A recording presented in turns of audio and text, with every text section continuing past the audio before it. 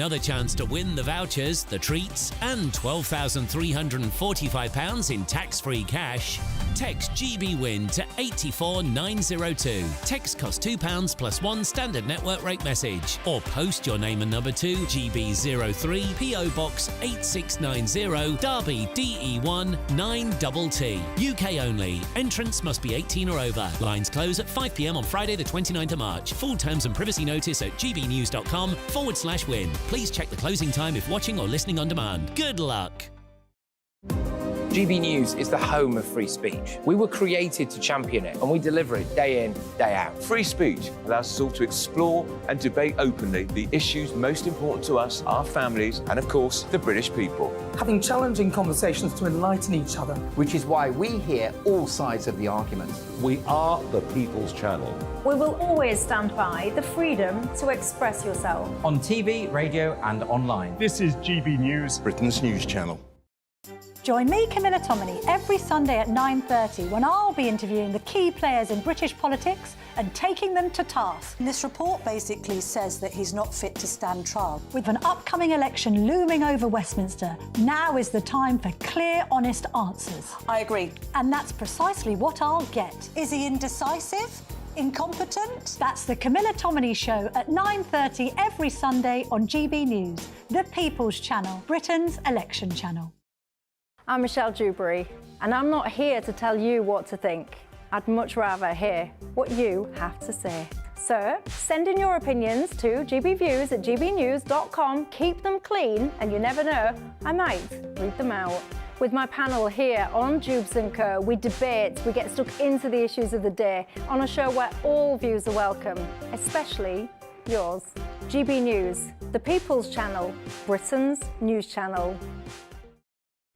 2024, a battleground year. The year the nation decides. As the parties gear up their campaigns for the next general election. Who will be left standing when the British people make one of the biggest decisions of their lives? Who will rise? And who will fall? Let's find out together. For every moment, the highs, the lows, the twists and turns. We'll be with you for every step of this journey. In 2024, GB News is Britain's election channel.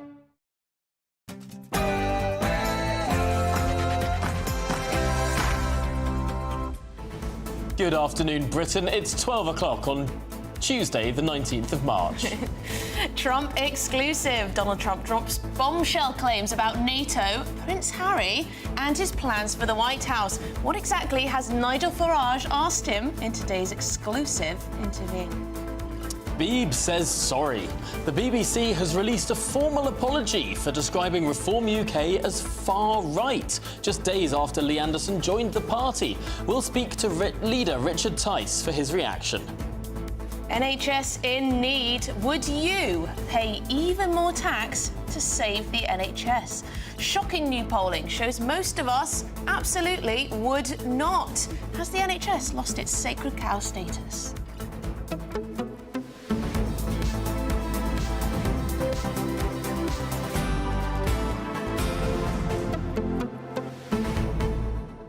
Right, well, this is interesting, isn't it? The NHS, usually, I've seen a lot of.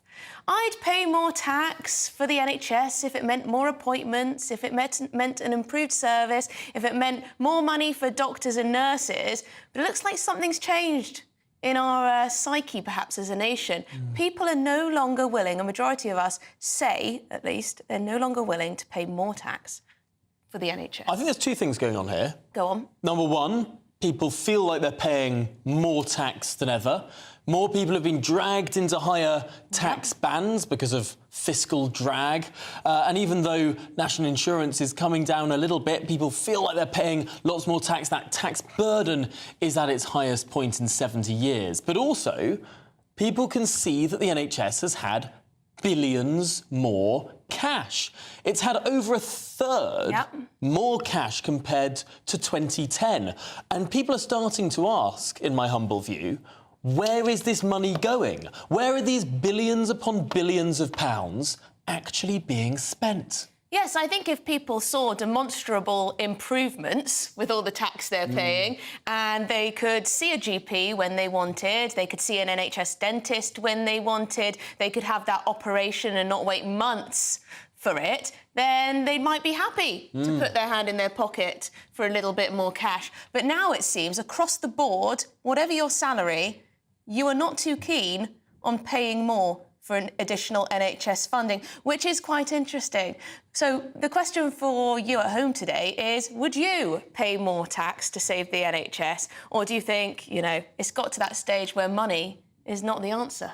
Well, we'll get to that question and many, many more after your headlines with Sophia.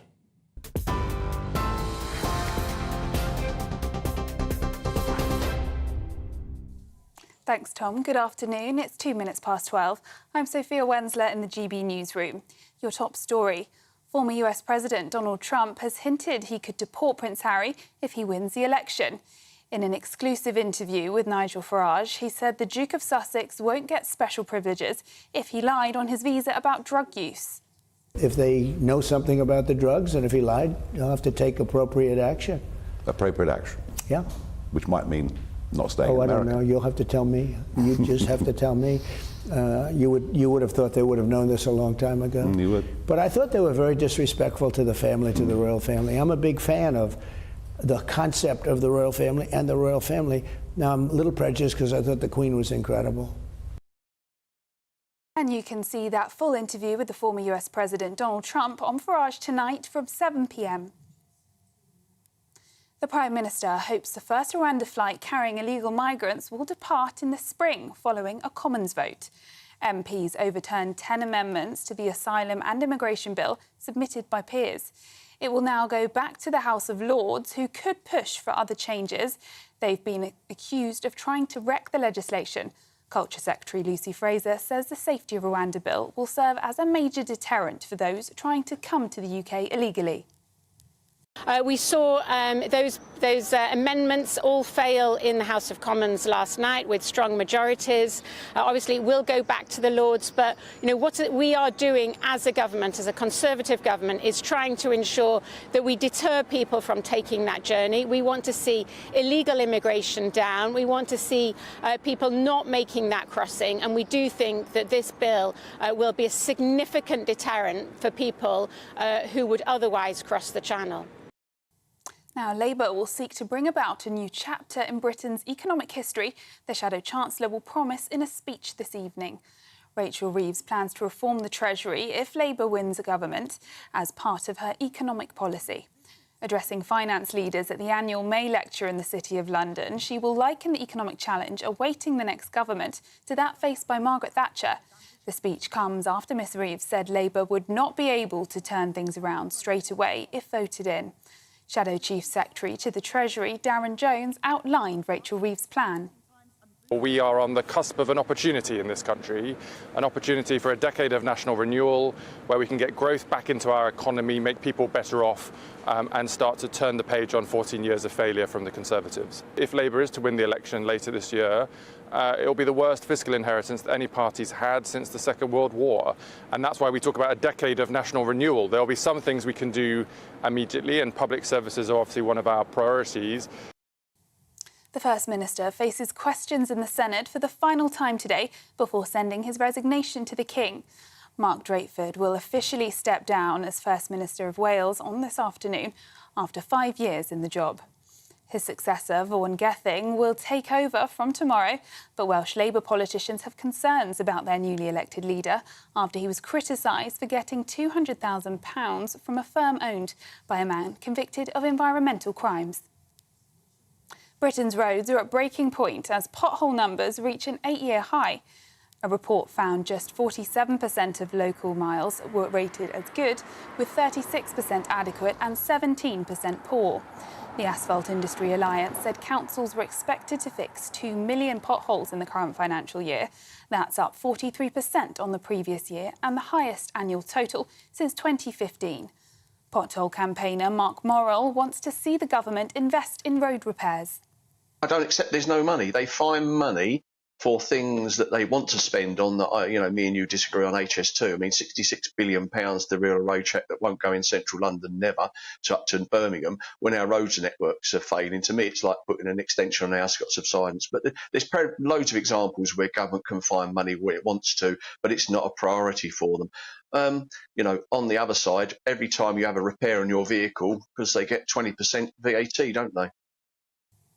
Unilever is set to slash 7,500 jobs worldwide under its new cost-cutting overhaul.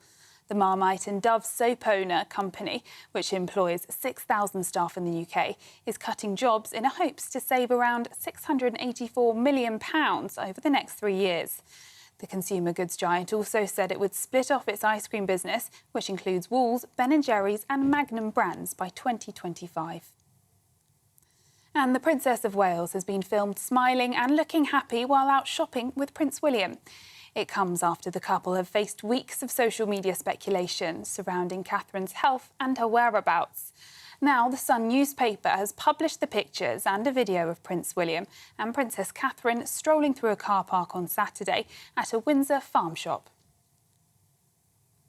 For the latest story, sign up to GB News Alerts by scanning the QR code on your screen or go to gbnews.com/alerts. Now it's back to Tom and Emily.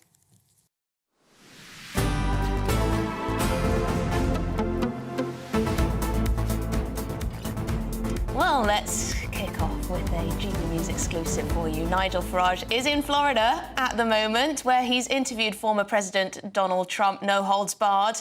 Here is a little sneak peek for you. Join me tonight at 7 o'clock on GB News. The full interview with Donald J. Trump, and he makes it absolutely clear. He's running, he believes that he is going to win. Prince Harry may not be able to stay in America if Trump gets elected. If they know something about the drugs and if he lied, they'll have to take appropriate action.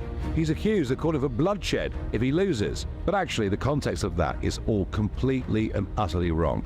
It's going to be a terrible bloodbath for the auto industry. The United Auto Workers, it's going to be put out of business. And importantly, for global security, we get tonight the definitive answer on where Trump stands on NATO. This has global significance. Why should we guard these countries that have a lot of money, but now they're paying because of those comments that you saw 2-3 weeks ago? This is an interview you will not want to miss. Tonight, exclusively on GB News at 7 o'clock. Join me.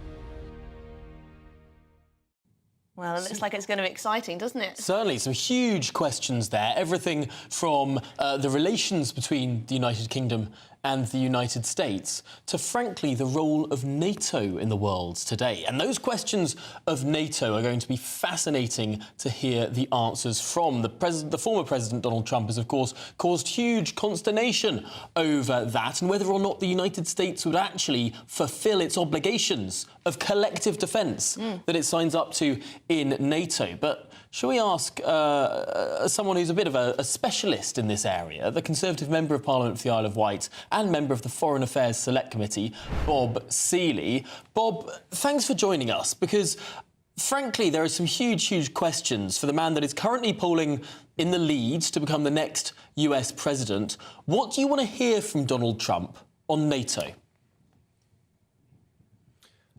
Look, I get what...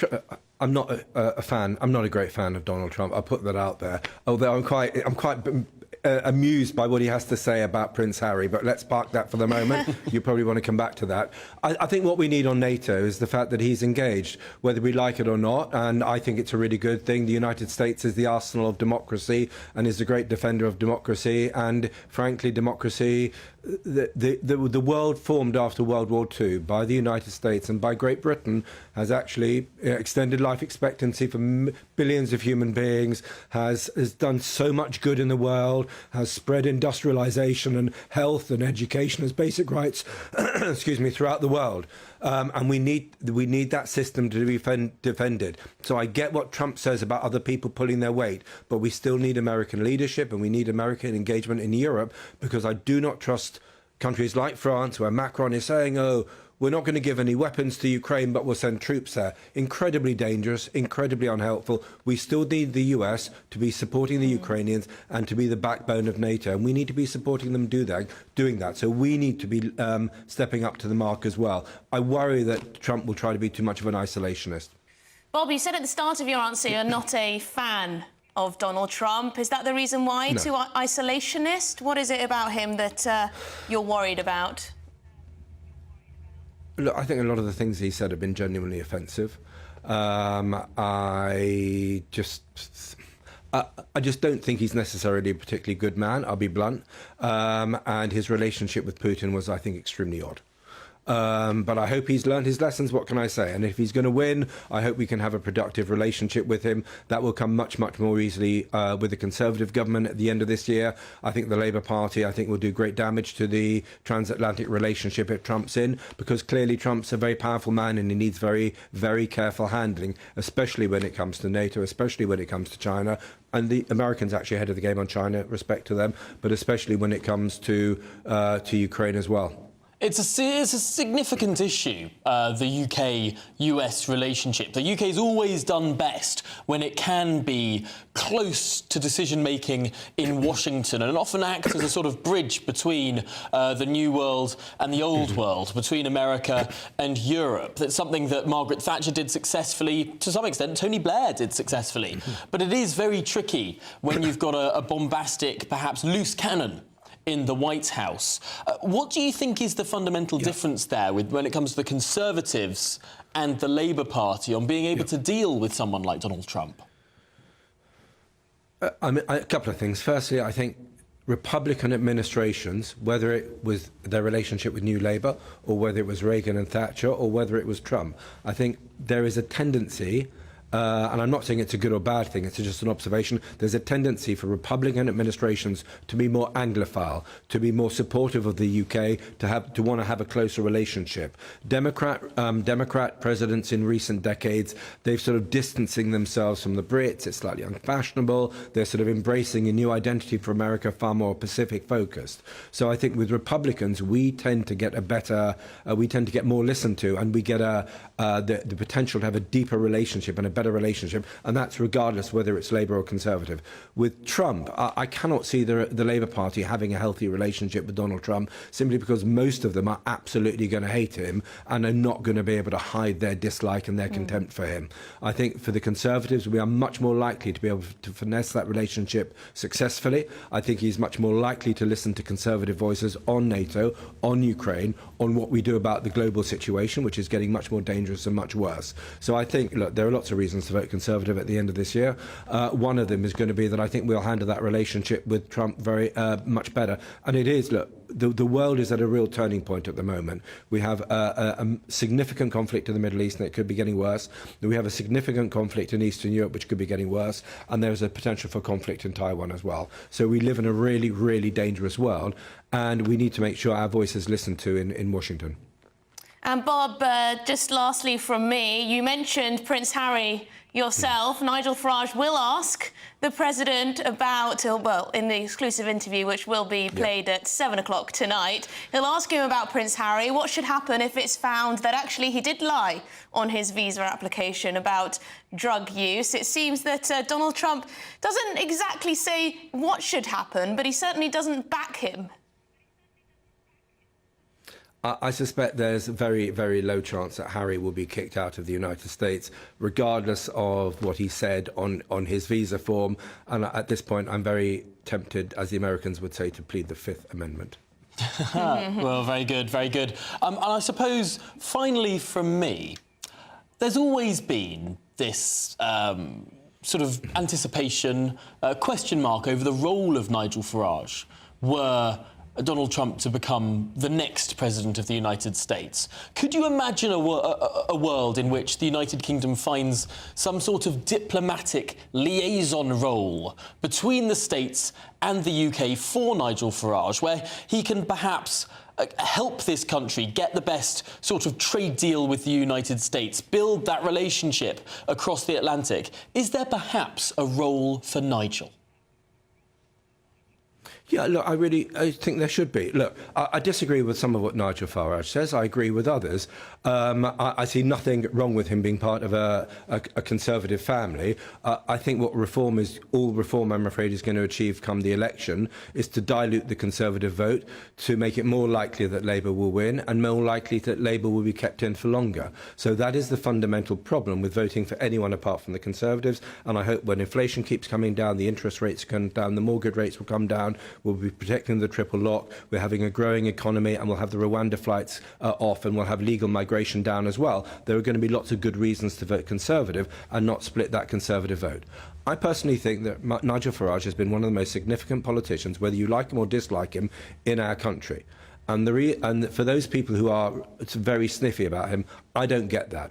I don't agree with everything he says, but I respect a great deal of what he said and what he's tried to do. And I think he's a significant figure. I don't see why he's not in the House of Lords. And if there was a Conservative victory this winter, which is looking unlikely at the moment, but I hope we can turn those polls around, I would love a role for him. Yeah, I think we need to... I think he's a major figure in our country. I frankly don't care if the left hate him. They hate him because he's been successful and because he helped deliver Brexit. And I think actually the sovereignty of this country, and I'm half German, but I think for me the sovereignty of this country and actually be self-governed is a thing that we should all be proud of. And I thank Farage for that role. But what we need to do, yeah, for sure, let's give him a role afterwards. If Trump wins and we get Rishi back in, for sure. I don't know what that role is. If it's ambassador, I think that's probably a bit too political for Nigel Farage. But a roving ally, for sure, a roving friend of the UK and US, bringing us together, why not? Some kind of role. There we go. Thank you very much indeed. Bob Seeley, member of the Foreign Affairs Select Committee. Bob Seeley MP there. No, really interesting stuff. Keir Starmer's in power, it might help. Well, there are trade envoys in Parliament. Lots of MPs and some members of the House of Lords, if I'm not mistaken, are trade envoys. Could a future ennobled Nigel Farage be a trade envoy to the United States? Well, let's see what happens with his political career here. But coming up, Rishi's Rwanda boost and also fresh whispers emerging of an incoming Tory coup. Don't go anywhere. This is Good Afternoon Britain on GB News.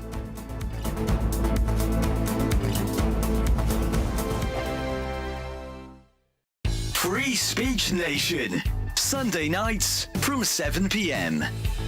I've got an idea. I think that all 30-year-olds should be given £10,000 from the banks of baby boomers. We've got a situation in this country now where millennials are the first generation in modern times expecting to be poorer than their parents.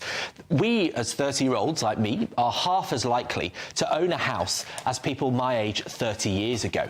In fact, the cost of a home in Britain, compared to average incomes, has as big a gap today as it did, wait for it, in the 1860s. It is a Dickensian situation.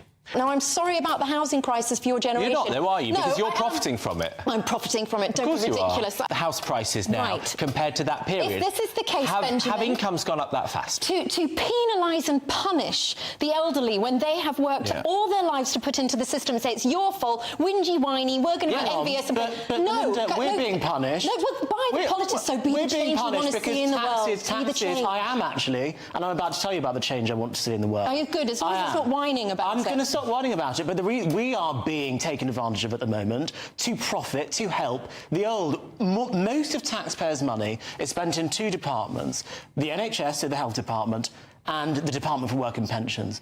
Those departments disproportionately serve the older population. Now, I've got no issue with that, but let's not pretend that it is not young working people that is paying for the public services for old people. So actually, we are having it hard, and I just look at the future, and we see a future of perpetually higher taxes to pay for this increasing ageing population, a shrinking labour force, and you're here saying we've got nothing to worry about. The young stop voting for mass immigration parties. The young stop voting for parties that don't build houses. Immigrants actually pay taxes, pensioners don't.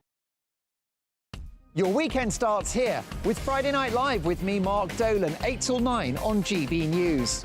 Big stories, big guests and big laughs as we get you ready for a cracking weekend. That's Friday Night Live with Mark Dolan. Fridays 8 till 9 on GB News. Bring your own drinks. The admission's free. Join us every night on GB News at 11 p.m. for Headliners, which is 3 top comedians going through the next day's news stories, which is exactly what you need, because when the establishment has gone crazy, you need some craziness to make sense of it. So join us 11 p.m. every night on GB News, the People's Channel, Britain's news channel. Every Sunday from 11, join Michael Portillo. There will be topical discussion, looking at the week before and the week to come. So kick back and relax at 11 a.m. on Sundays on GB News with me, Michael Portillo. GB News, the People's Channel, Britain's news channel.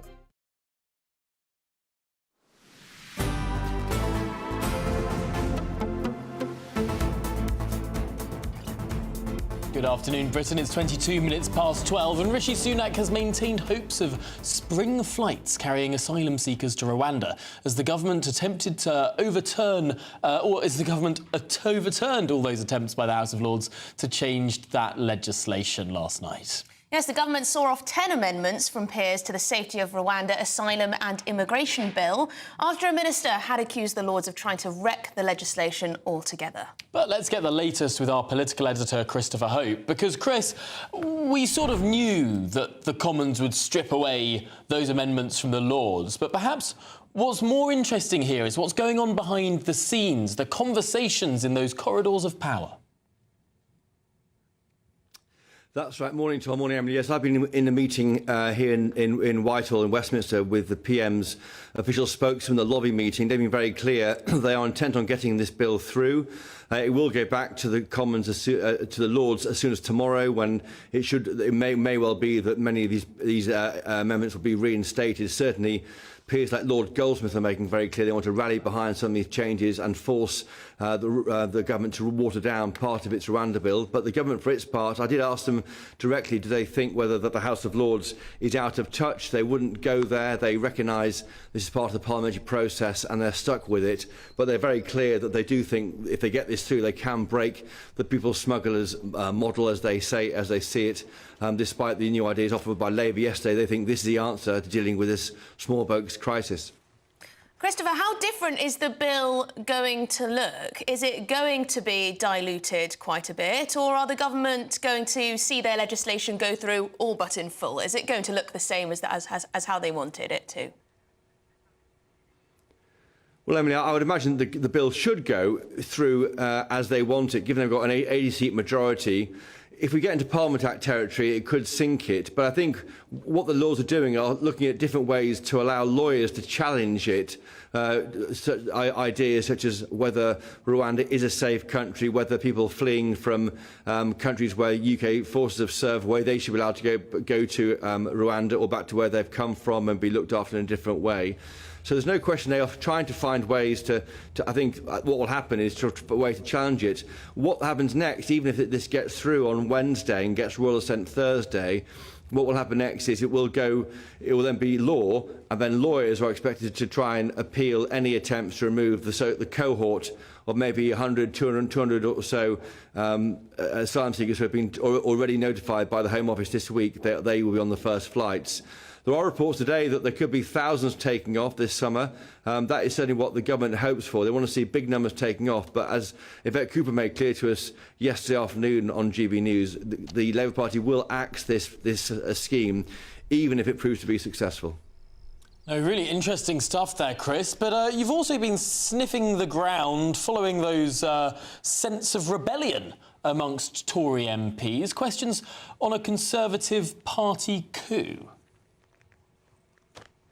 Yes, Tom and Emily, you guys, you have been around as Westminster for a lot as long, well, not quite as long as me, but a long time. I mean, I didn't believe these rumours of Tory MPs trying to replace Rishi Sunak really until yesterday, when moderate MPs, sort of sensible Tory MPs, not rabble-rousers, were saying to me they think, well, one said they think there could be a challenge against him this week. By a challenge, they mean that the numbers of less than no confidence in him could stumble over the number of 53 required to have an immediate vote of no confidence in the Prime Minister. That's one option. The other option is that Sir Graham Brady may lead a delegation to see Rishi Sunak. But right now in Parliament, they're looking forward to tomorrow afternoon at 5 o'clock, when the PM is expected to address members of the 1922 committee, the kind of backbench union of Tory backbenchers, and try and convince them why he's the guy to take the party through until the expected November general election. But it is difficult times. I think the problem the party's got is they are so far behind, 20 points behind. They are used to replacing leaders who aren't working, and that's why the chat is happening right now about Mr Sunak. Even though it might seem crazy, I mean utterly crazy to many viewers and listeners of GB News, in Westminster it seems like an option for them.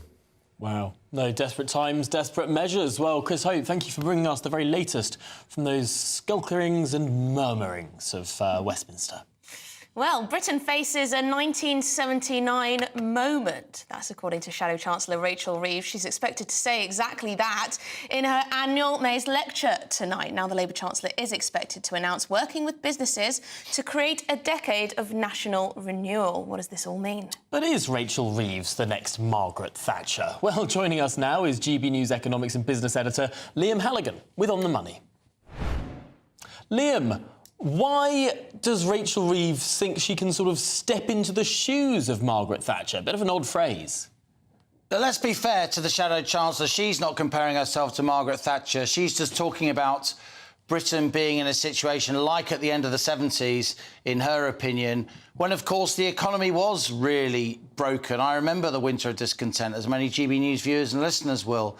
I remember when there was rubbish not collected on the streets and literally dead bodies weren't being buried because the grave diggers were on strike. I think what Rachel Reeves is trying to get at, and she'll be giving a lecture tonight in the City of London. It's an annual lecture called the May's Lecture. It's given by somebody of economic or financial note, often chancellors, shadow chancellors, other City of London titans. What she's going to be doing tonight is talking about themes. There'll be very few specifics because Labour doesn't want to say anything specific about its economic policies, not least because the likes of you and I, Tom and Emily and all of us across the media will be scrutinising those policies and trying to pull them to pieces. That's our job. It should be the job of all journalists, wherever they are on the political spectrum. She'll be talking in themes, trying to reassure people who have memories of the economy collapsing under Labour in previous generations, reassure them, as Tony Blair did, by the way, in the mid-90s, before his victory in 1997, that Labour can be trusted on the economy. So what she's going to say in the City of London at the May's lecture tonight, I've got a little graphic here because it is on the money after all. We don't know that much, but what we do know is that she's going to be talking about growth, economic growth, being achieved through stability. So she's trying to come across as a small c conservative when it comes to her handling of institutions. She isn't going to break up institutions just for the sake of it. Unlike, in her view, Liz Truss. She'll be making the comparison with the former Prime Minister when her mini-budget led financial markets to enter a period of turmoil. Actually, Labour backs the Tory budget measures. Jeremy Hunt's budget earlier this month. Labour haven't opposed any of those measures, of course, and those measures include a pretty hefty tax cut on national insurance from 10 to 8% in the pound. That's coming in early April.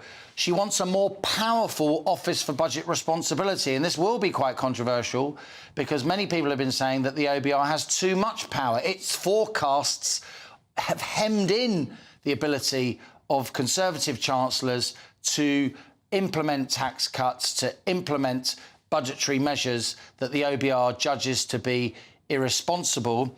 And she's going to also argue, Tom and Emily, for an enhanced growth unit at the Treasury. The growth unit was set up by, again, Tony Blair. She's trying to align herself with Blair Brown, of course, the two new Labour leaders who delivered 3 successive election victories.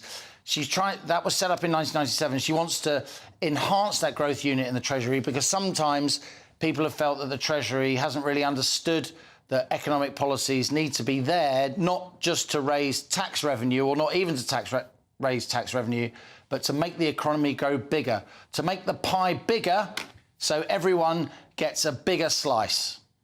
Well, it would be nice to get a bigger slice of pie, but I suppose the proof of the pie is in the eating. Almost. Very good, very good. Thanks, Liam. Liam Halligan there, our economics and business editor. She wants to channel the radicalism of Margaret Thatcher, but I'm sure not the policies. Well, exactly. There's one big policy. Planning reform. There we go. Planning reform. Sweep away those Attlee-era regulations that make it much harder to build things in this country than it should be. Build. Well, I mean, we can't even build a tunnel under... The paperwork to build a tunnel for a road under the Thames has stretched longer than the actual tunnel would be. Yeah. The cost of this paperwork is more than a Norwegian tunnel of the same length. Anyway, coming up, we're going to be joined by the Reform UK leader Richard Tice as the BBC apologised for describing his party as far-right. Well, we'll get to that after your headlines with Sophia.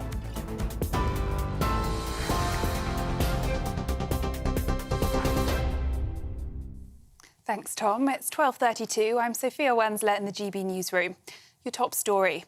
Former US President Donald Trump has hinted he could deport Prince Harry if he wins the election. In an exclusive interview with Nigel Farage, he said the Duke of Sussex won't get special privileges if he lied on his visa about drug use. If they know something about the drugs and if he lied, they'll have to take appropriate action. Appropriate action? Yeah. Which might mean not staying in I America. don't know. You'll have to tell me. You just have to tell me. You would have thought they would have known this a long time ago. And you can see that full interview on Farage tonight from 7 p.m. The Prime Minister hopes the first Rwanda flight carrying illegal migrants will depart in the spring following a Commons vote.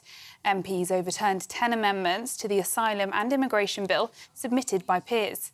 It will now go back to the House of Lords, who could push for other changes. The Princess of Wales has been filmed smiling while out shopping for the first time since her operation in January. The Sun has published pictures and a video of Princess Catherine with Prince William, who were at a farm shop in Windsor on Saturday. It follows weeks of social media speculation surrounding her health and whereabouts. And for the latest story, sign up to GB News Alerts by scanning the QR code on your screen or go to gbnews.com/alerts.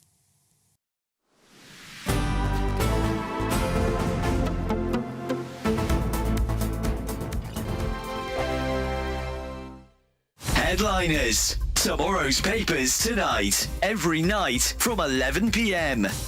Is a debate on gender really a far-right issue? Far right. I'm so bored of that phrase, you know what I mean? Like, anyone who talks about... Anyone who acknowledges that there are two sexes is suddenly far right, because that's what Hitler and Mussolini were all about.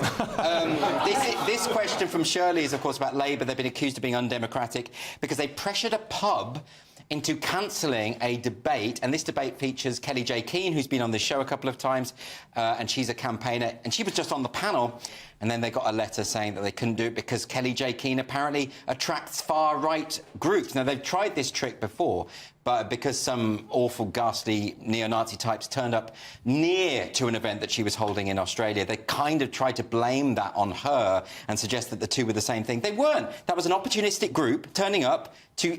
They're not... Neo-Nazis aren't pro-feminist.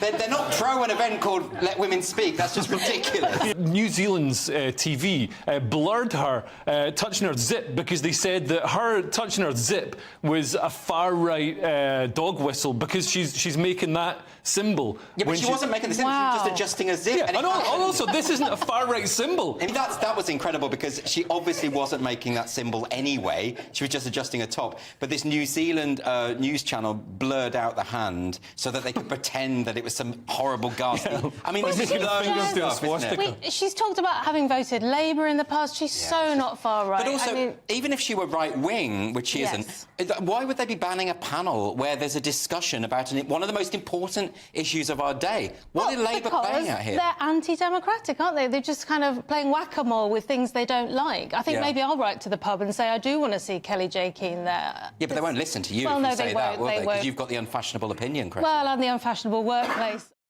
2024, a battleground year. The year the nation decides. As the parties gear up their campaigns for the next general election. Who will be left standing when the British people make one of the biggest decisions of their lives? Who will rise? And who will fall? Let's find out together. For every moment, the highs, the lows, the twists and turns. We'll be with you for every step of this journey. In 2024, GB News is Britain's election channel. Big news, big debates, big opinion. Patrick Christie's Tonight is the week's biggest show. Every weekday, 9 to 11 p.m, we've got the inside track on the day's top stories. There'll be sharp takes you won't get anywhere else. We will set the news agenda, not just follow it, and I want to bring you along for the ride. Whatever it is, we'll have our finger on the pulse. It's news, but it's this close to entertainment. Patrick Christie's Tonight, 9 to 11 p.m, only on GB News, the People's Channel, Britain's news channel.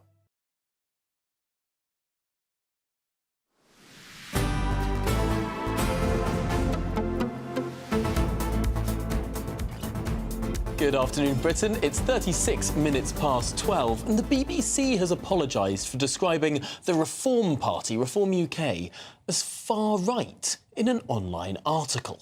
Yes, well, released just a few days after Lee Anderson defected to the party, Reform leader Richard Tice has called the description defamatory and also libellous. Well, we're delighted to say that the Reform UK leader Richard Tice joins us now in the studio. And Richard, this was shocking.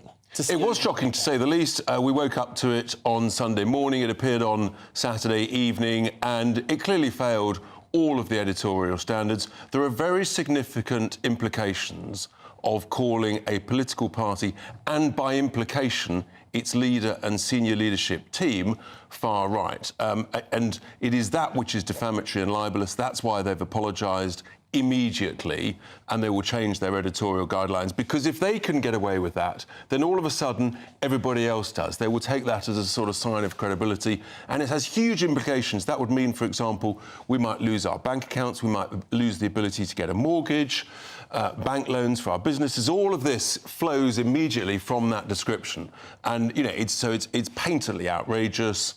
And there are we're waiting for Associated Newspaper Group, owners of the Mail Online and the Daily Mail and the Mail on Sunday, also to apologise, because they've made the same thing over the weekend, as well as other comments that I believe are very defamatory on Sunday in the Mail on Sunday. With regard to our policy, saying that I'm campaigning against race, which is complete nonsense. I'm campaigning on immigration policy. I'm not campaigning against race, so my lawyers are expecting to hear back from them with confirmation of their apology, and another news group as well. So this is really significant. Look, politics is a dirty game, but we can play sensible dirty as opposed to defamatory dirty, in which case it goes to a whole different sphere.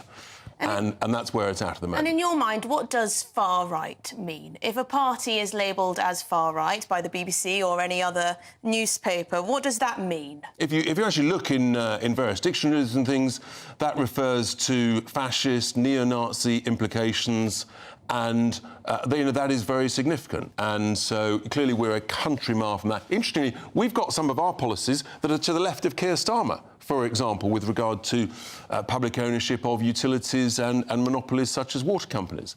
So, you know, it's about being sensible on this, and, you know, we're just not going to tolerate that sort of completely false, defamatory label, and that's just not where, you know, UK politics is. Yes, we're doing well in the polls, we're going up in the polls. I accept that that means more people are going to focus on us and give us a hard time. That's fine. We can have a respectful hard time as opposed to something that goes way beyond the line. It's interesting. I suppose there is an argument that this was done out of ignorance rather than malice. There's an argument that people would just sort of type out that word thinking, because far left doesn't really have the same sort of connotations that far right does. And you might just think on a sliding scale it's a reasonable thing to do. But as you say, saying far right carries all of those deeper, evil, genocidal... But you had the Prime Minister in his speech in front of Downing Street a couple of weeks ago. He referred to the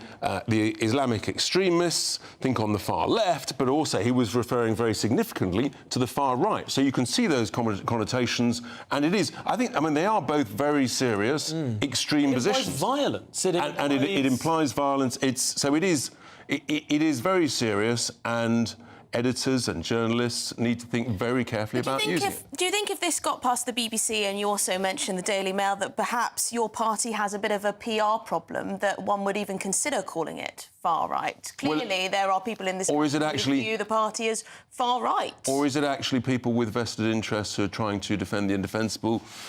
For example, I don't know. As I say, there are serious connotations about that specific term, and they need to be aware of that. And if they would say, well, so what, we're going to use it, fine, then, you'll deal with my lawyers. It's as simple as that. But I think we can play politics in a more sensible, focused debate around what are actually the right policy solutions to the massive challenges the country's got. We've got our contract out on the website, people are looking at it, and we've got some serious solutions out there. And that's what we want to be focusing on, as opposed to, frankly, defamatory slogans and labels that I think just takes it to a ridiculous place. I mean, you do see far-right absolutely everywhere. You see people calling Conservative politicians far-right. You see people calling broadcasters far-right. Sometimes it does seem to be used for anyone who's centre-right. There's a difference between an individual using it in the sort of the banter in the pub, as opposed to a serious global news organisation, respected news organisation, using it, because that then gives licence to everybody else to use it. Well, they said it, the BBC said it. Oh, and then it can or the Daily Mail said it. All over the place. Yeah. Exactly. So that's the difference. But I wonder, now that you have a Member of Parliament, now that you will be under a greater deal of scrutiny than you have perhaps before been in your history, polling at third place nationally in multiple polls now. Are you prepared for the onslaught that will come there? Because there will be lots of policies that you put forward that might, in a 30-second soundbite, sound reasonable or not, or pass the whatever test. But for example, this one-in, one-out policy on migration. How on earth would that work in practice? How do you go from 700,000 in a year down to zero? No, actually, it's not, you see. You're going from 1.3 million to a year to about 400 to 450,000. It's very simple, because that's where we used to be, Tom. The numbers have increased so dramatically, but actually we just need to take it back to where it was.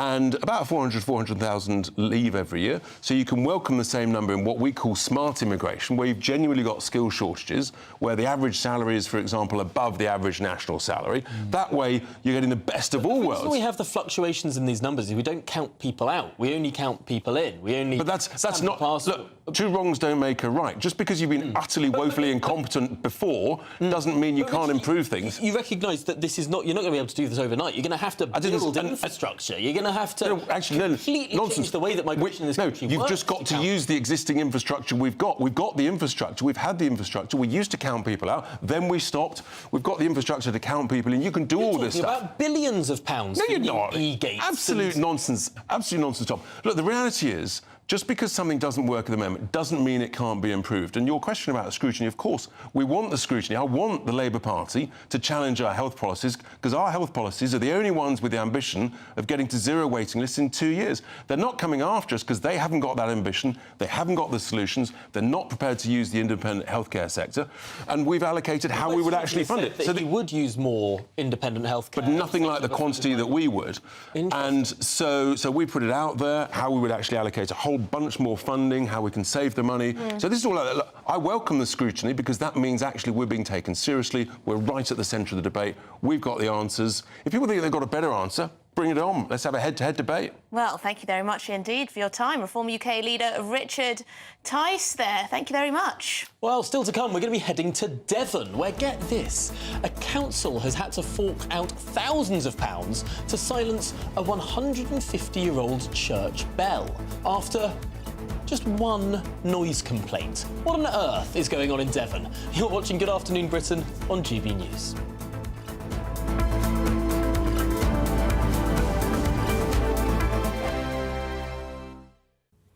Hi there, welcome to the GB News forecast from the Met Office. Following the rain overnight, we're going to see a lot of cloud today and further showers, but actually there will still be some drier and brighter interludes out there. We've got weather fronts clearing into the North Sea.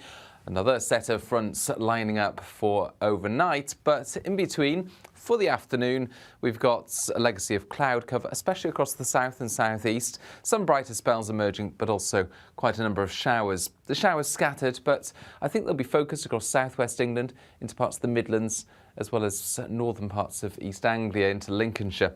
Away from the showers, where we do get some sunshine coming through, feeling warm once again in the southeast, 17 Celsius, much cooler further north, 9 or 10 for Scotland, although in Scotland, plenty of sunny spells. We'll keep the clear spells and the mostly dry weather in the north of Scotland overnight. Likewise for the far southeast, it stays largely dry, but elsewhere, cloud increasing, outbreaks of rain turning up. Of course, the cloud and the rain keeps the temperatures from falling away, so 9 or 10 Celsius for many of us as we start off Wednesday. Although the far northwest of Scotland will see a touch of frost where the skies are clearest, and that's where the brightest weather will be on Wednesday, western and northwest Scotland, and then after a damp start, Northern Ireland as well. Elsewhere, a lot of cloud cover and outbreaks of rain continuing through parts of northern and central England, Wales and the southwest. Feeling warm, though, in the southeast. I think the most exciting bit for me is talking to people. People who I think are ignored often by the major news channels. We're going to give news they want to hear. There's a voice there that needs to be heard. I think there's a chance here for a diversity of opinion to be expressed, which you don't find elsewhere. It's really exciting. We don't hold back. We're free to say how decisions that are taken here affect us all around the country. Only on GB News, the People's Channel, Britain's news channel.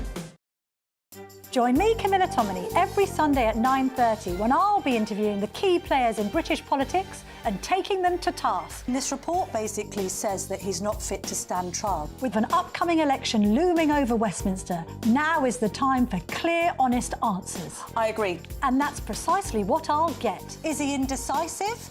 Incompetent? That's the Camilla Tominey Show at 9:30 every Sunday on GB News, the People's Channel, Britain's election channel. I'm Michelle Dewberry, and I'm not here to tell you what to think. I'd much rather hear what you have to say. So send in your opinions to gbviews@gbnews.com. Keep them clean, and you never know, I might read them out. With my panel here on Jubes & Co, we debate, we get stuck into the issues of the day on a show where all views are welcome, especially yours. GB News, the People's Channel, Britain's news channel.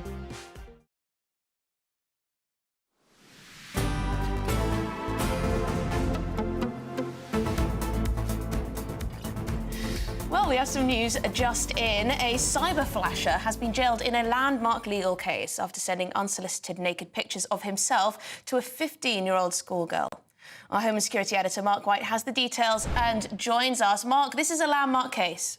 Yeah, this is 39-year-old Nicholas Hawkes, who sent these images to a 15-year-old schoolgirl and also to a woman over the social messaging app WhatsApp.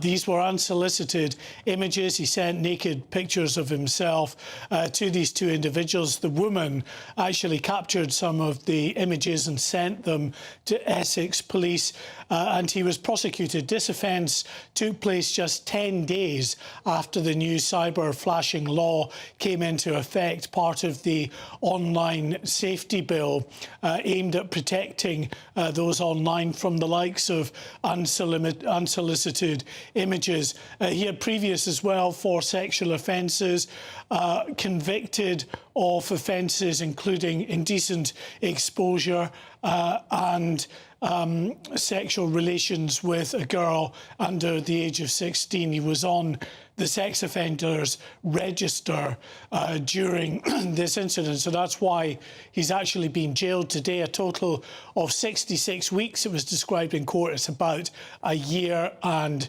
3 months in prison. He'll probably serve about half of that and he will be allowed out. But a landmark case because the first prosecution under these new cyber flashing laws, which are, we're told, a very significant issue. So let's see what happens in the weeks ahead and the months ahead as to how many others are caught in this trap.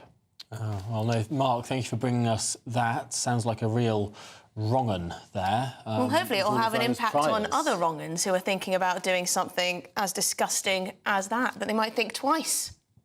Especially if they've got all those priors attached. Clearly something going wrong there. Outrage, however, has been sparked in a small Devonshire village where the council has been forced to fork out thousands of pounds to silence church bells just because of one singular noise complaint. Yes, so for 150 years, the bells of St John the Baptist's Church in Witheridge have chimed every quarter hour throughout the day and night. But now they must stop ringing, with the exception of one chime an hour during the day. So a lot is changing at this church simply because of one noise complaint. Well, joining us now from this church in Devon is our reporter Jeff Moody, GB News South West of England reporter, of course. And Jeff, this is 150 years of tradition upended overnight. I know, exactly. Every quarter of an hour for 150 years, the church bells at St John the Baptist Church behind me have been ringing out. But no more. One resident complained about this late last year and said that it was keeping them from sleeping at night. They couldn't sleep at night because of the constant reminder of the time. And before you could say NIMBY, North Devon Council had issued a noise abatement order to the church. So late last year, the church bells stopped altogether. Well, the locals here weren't very happy about that. They were saying that, you know, they like the church bells going all night. It's tradition. It keeps them company at night sometimes. Wherever they are in the village, they can hear it. It's something that's familiar to them. Why should one person's complaint mean that the bells are stopped altogether? So there's been a period of consultation, and today it's been resolved in that the church bells now do ring during the day from 7 o'clock in the morning till 11 o'clock at night. But after that, they are silenced. And the special silencer they're having to use has cost the parish council £2,000. £2,000, which people in the village say really could have been spent on something a whole lot more useful. Now, these bells have been going, so I've been told, for over 170 odd years, through 2 wars and everything like that, and it's never been stopped unless it's broke or for repairs. And the parish council didn't have a petition or nothing. They had to obey what the law said. But so many people, especially the older generation, that have grown up with the bells going, are really frustrated about it. One person dictates and the clock going to stop chiming. I mean, we are used to actually hearing the bells ring all through the night. In actual fact, if you had a sleepless night, they kept you company. Do they, Anne? They do, that's quite true. Well, we should have them. As a newcomer to the village, some 10 years ago, we came knowing there were bells. We live right next door to them, don't affect us at all. Well, people here are very happy that the bells are back, but they're not resting on their laurels. They now want to keep the campaign going to get the bells restored and ringing again right the way through the night. Well, Jeff, thank you so much for bringing us that. We will be back with you later in the show because it is fascinating to hear what local... It seems like the overwhelming majority of local people like these bells, moved to the area knowing there were these bells, and then one complaint. It's interesting what that woman in the car said. You know, if you have a sleepless night, the bells keep you company. So, you know, it can help with the insomnia, not just keep you up. But this is the thing. Why change something that the vast majority of people have accepted? It's become part of their daily life. It's something nice. It's a tradition. It's a Christian tradition in a nice little village. Why change it because of the noise? Frankly, if you don't like church bells, don't move to the village in Devon that rings them every 15 minutes. Choose not to live there. Go and live somewhere else. Don't disrupt people's livelihoods and enjoyment of a tradition for the last century and a half. Well, stick with us because we're going to be looking ahead to our Trump exclusive with some exclusive clips for you. Don't go anywhere.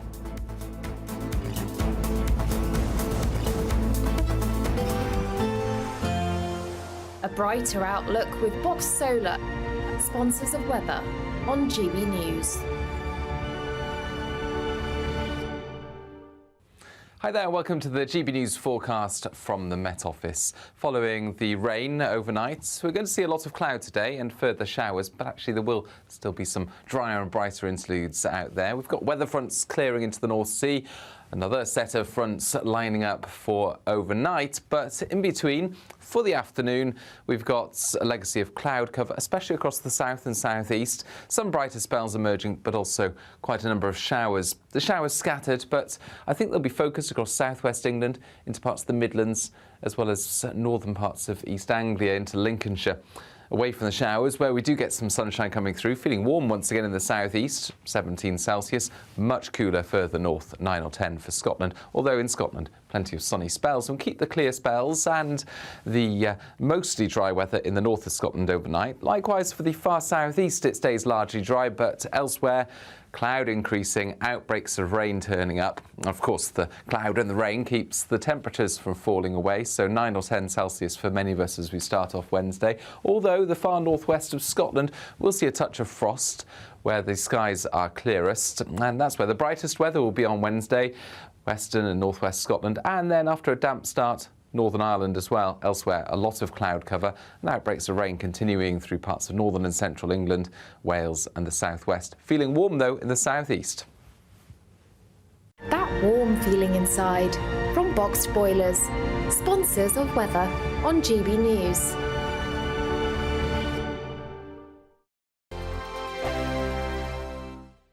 There's still time to win our giveaway packed with seasonal essentials. First, there's an incredible £12,345 in tax-free cash to be won. Cash to make your bank account bloom. Plus a spring shopping spree with £500 in shopping vouchers to spend in the store of your choice. And finally, a garden gadget package, including a handheld games console, a portable smart speaker and a pizza oven. For another chance to win the vouchers, the treats and £12,345 in tax-free cash, text GBWIN to 84902. Text costs £2 plus one standard network rate message, or post your name and number to GB03 PO Box 8690 Derby DE1 9TT. UK only. Entrance must be 18 or over. Lines close at 5 p.m. on Friday the 29th of March. Full terms and privacy notice at gbnews.com/win. Please check the closing time if watching or listening on demand. Good luck. 2024, a battleground year. The year the nation decides. As the parties gear up their campaigns for the next general election. Who will be left standing when the British people make one of the biggest decisions of their lives? Who will rise? And who will fall? Let's find out together. For every moment, the highs, the lows, the twists and turns. We'll be with you for every step of this journey. In 2024, GB News is Britain's election channel. I'm Michelle Dewberry, and I'm not here to tell you what to think. I'd much rather hear what you have to say. So send in your opinions to gbviews@gbnews.com. Keep them clean, and you never know, I might read them out. With my panel here on Jubes & Co, we debate, we get stuck into the issues of the day on a show where all views are welcome, especially yours. GB News, the People's Channel, Britain's news channel. GB News is the home of free speech. We were created to champion it, and we deliver it day in, day out. Free speech allows us all to explore and debate openly the issues most important to us, our families, and of course, the British people. Having challenging conversations to enlighten each other. Which is why we hear all sides of the argument. We are the People's Channel. We will always stand by the freedom to express yourself. On TV, radio and online. This is GB News, Britain's news channel. Big news, big debates, big opinion. Patrick Christie's Tonight is the week's biggest show. Every weekday, 9 to 11 p.m, we've got the inside track on the day's top stories. There'll be sharp takes you won't get anywhere else. We will set the news agenda, not just follow it, and I want to bring you along for the ride. Whatever it is, we'll have our finger on the pulse. It's news, but it's this close to entertainment. Patrick Christie's Tonight, 9 to 11 p.m, only on GB News, the People's Channel, Britain's news channel.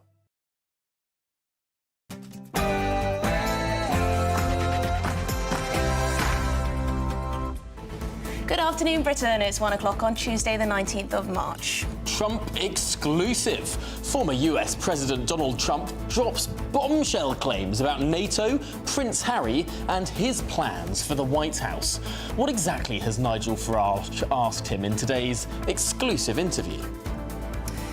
Outgoing First Minister Mark Drakeford will hold his final First Minister's Questions session at the Welsh Parliament in this hour. We'll hear from Welsh voters. Good riddance, perhaps?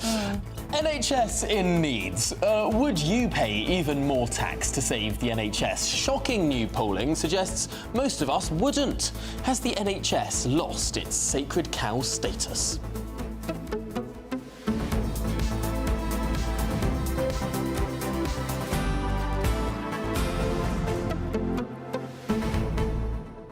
We're going to be debating that very question very shortly, actually, about whether you would spend more on the NHS, well, give more of your tax, pay more tax, pay even more tax to make the NHS better. Fewer and fewer of us are saying we would. It used to be the case that people said, oh, yes, I'd be delighted for more of my tax to go to the sacred cow that is the NHS, to that iconic institution. It's interesting, isn't it? Because whenever people say, oh, I'd be very, very happy to pay more tax, you know, HMRC does allow that option. You can go to gov.uk and voluntarily contribute more tax if you so choose. The number of people who choose to perform that, however, vanishingly small, surprisingly. I think you have to actually write a cheque in person and take it down there. I think it's very old-fashioned because so few people do it that I don't think you can actually just go to a link. Malcolm says, I would not want to plough more money into the NHS until it's clear they're spending incremental millions in the right places. Yes, I think we need a very clear breakdown every year of where exactly our tax is going within the NHS and every other organisation, a little bit more accountability. David says he would gladly pay more for the NHS, but only if there's a total reform of the health boards. But again, that's all about accountability. I think a lot of taxpayers at the moment just feel like they don't know where their money's going. They don't trust that it's being spent in an efficient way. I think there has been a reform of the health boards. I think they're now called the trusts. Oh, good. I think that was a Lansley thing, wasn't it? Well, there you go, David. Is that enough? Is that enough to make you want to pay? Clearly, we'll have the debate very soon. Fundamentally. But yes, we're going to have that debate this hour and also so much more. Big questions in Westminster over the future of the Rwanda scheme. But all of that coming after your headlines.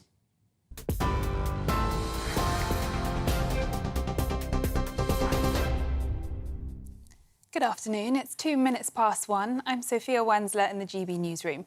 Your top story. Former US President Donald Trump has hinted he could deport Prince Harry if he wins the election. In an exclusive interview with Nigel Farage, he said the Duke of Sussex won't get special privileges if he lied on his visa about drug use. If they know something about the drugs and if he lied, they'll have to take appropriate action. Appropriate action? Yeah. Which might mean not staying in America. America. I don't know. You'll have to tell me. You just have to tell me. You would have thought they would have known this a long time ago. You would. But I thought they were very disrespectful to the family, to the royal family. I'm a big fan of the concept of the royal family and the royal family. Now, I'm a little prejudiced because I thought the Queen was incredible. And you can see that full interview with the former US President Donald Trump on Farage tonight from 7 p.m. Now, the Prime Minister hopes the first Rwanda flight carrying illegal migrants will depart in the spring following a Commons vote. MPs overturned 10 amendments to the Asylum and Immigration Bill submitted by peers. It will now go back to the House of Lords, who could push for other changes. They've been accused of trying to wreck the legislation. Culture Secretary Lucy Fraser says the Safety of Rwanda Bill will serve as a major deterrent for those trying to come to the UK illegally. We saw those amendments all fail in the House of Commons last night with strong majorities. Obviously, it will go back to the Lords, but you know what we are doing as a government, as a Conservative government, is trying to ensure that we deter people from taking that journey. We want to see illegal immigration down. We want to see people not making that crossing, and we do think that this bill will be a significant deterrent for people who would otherwise cross the Channel. Britain faces a 1979 moment, the Shadow Chancellor will say in a speech this evening, as Labour seeks to bring about a new chapter in Britain's economic history. Addressing finance leaders at the annual May lecture in the City of London, Rachel Reeves will liken the economic challenge awaiting the next government to that faced by Margaret Thatcher. She plans to reform the Treasury if Labour wins government as part of her economic policy. The speech comes after Miss Reeves said Labour would not be able to turn things around straight away if voted in. Shadow Chief Secretary to the Treasury, Darren Jones, outlined Rachel Reeves' plan. We are on the cusp of an opportunity in this country, an opportunity for a decade of national renewal where we can get growth back into our economy, make people better off and start to turn the page on 14 years of failure from the Conservatives. If Labour is to win the election later this year, it will be the worst fiscal inheritance that any party's had since the Second World War. And that's why we talk about a decade of national renewal. There will be some things we can do immediately, and public services are obviously one of our priorities.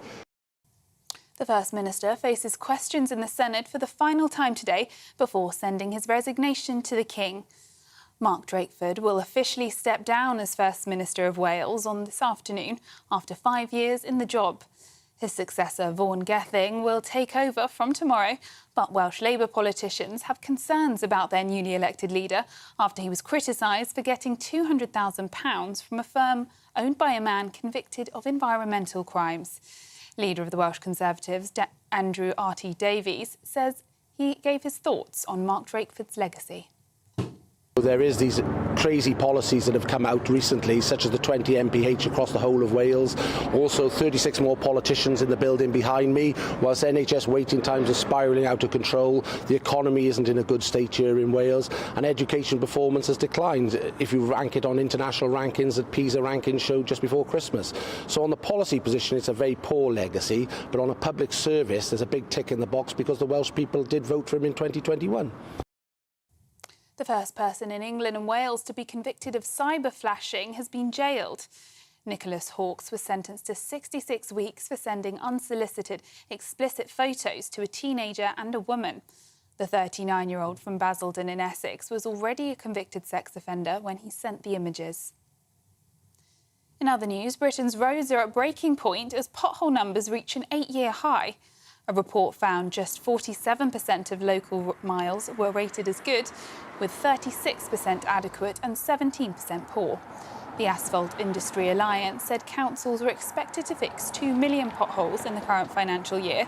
That's up 43% on the previous year and the highest annual total since 2015.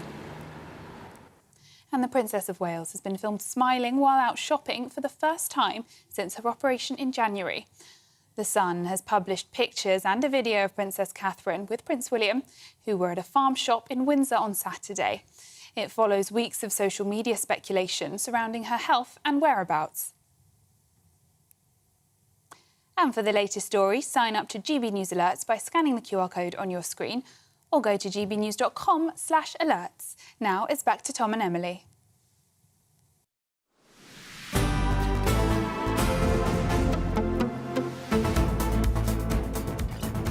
It's 1:08. You're watching and listening to Good Afternoon Britain. Now, Nigel Farage is in Florida at this very moment, where he's interviewed the former President, Donald Trump. No holds barred. Here's a little sneak peek of him speaking about the late Queen and also Prince Harry. She, I would say, although she wouldn't show it because she was strong and smart, but I would imagine they broke her heart. The things that they were saying were so bad and so horrible. And she was in her 90s and hearing this stuff. I think they broke her heart. No, it was horrible. I think they really hurt her very But badly. if he's lied on his visa form, doesn't the truth need to come out? We'll have to. Should he get special privileges that nobody else does? No, and we'll have to see if they know something about the drugs, and if he lied, they'll have to take appropriate action. Appropriate action? Yeah. Which might mean not staying Oh, in I America. don't know. You'll have to tell me. You just have to tell me. You would have thought they would have known this a long time ago. You would. But I thought they were very disrespectful to the family, to the royal family. I'm a big fan of the concept of the royal family and the royal family. Now, I'm a little prejudiced because I thought the Queen was incredible. I mean, think of it. All those years, 75 years, she's almost never made a mistake. Right. It's almost unbelievable. Well, joining us now is former BBC royal correspondent and writer Michael Cole to digest what we've just heard. Michael, Donald Trump very much showing he's not Team Meghan and Harry. Good afternoon, Emily. Good afternoon, Tom. First of all, congratulations to Nigel and GB News, because this is a huge beat. This interview will be heard around the world. Everybody will be tuning in this evening to hear exactly what the Donald has to say. And if the Donald does get back to the White House in November, Prince Harry is potentially in a lot of trouble. The Americans are very, very intent on policing entry to their own country, unlike perhaps other countries we could mention not too far away. The Heritage Foundation, which is a right-wing pressure group, has been asking the Department of Homeland Security to disclose the form that Prince Harry completed when he applied for his visa. And there's a key question which says, do you or have you ever used illegal drugs? Tick this box. Well, it depends on how he ticked those boxes, because his autobiography, ghostwritten and published in January last year, Spare, is littered with references to smoking weed, cannabis, and trying cocaine and magic mushrooms, all illegal substances of various categories. Now, if he had lied on that form, it would be prima facie cause for his visa to be annulled and for him to be deported forthwith. So a lot depends upon whether Mr. Trump becomes President Trump at the end of this year. In addition to that, of course, Meghan Markle has never hidden her disdain for Trump. She said disobliging things about him, declined to meet him when he was here on an official visit, and probably has political ambitions of her own in California for the Democratic Party. It's not unknown in California that people from a show business background go into politics. I can think of Ronald Reagan, and there's Arnold Schwarzenegger also. So this is an important intervention by Donald. It's interesting you mentioned Ronald Reagan. My favourite fact about Reagan is he was the only trade union leader ever to become US president, because he led the film it's not the Film Actors Guild. Screen Actors Guild. It's the Film Actors Guild in a parody movie. But let's get back on track, Michael, because this is a big question. Either Prince Harry lied on his form, or there was some sort of backroom deal between him and the Biden administration allowing him in despite knowledge of illicit substance taking. Which do you think is more likely? Well, it is possible for the United States to make exceptions in certain cases, not just for VIPs, but depending upon what the circumstances are, people can admit a felony, because that's what it is. It's a felony, drug taking, and still be admitted into the United States. But it's exceptional. And if there is any partiality because of position or status, royal status, then I think that will need to be looked at. I might just say Ronald Reagan was a very effective head of the Screen Actors Guild. But did you know another trade union leader, Norman Tebbit?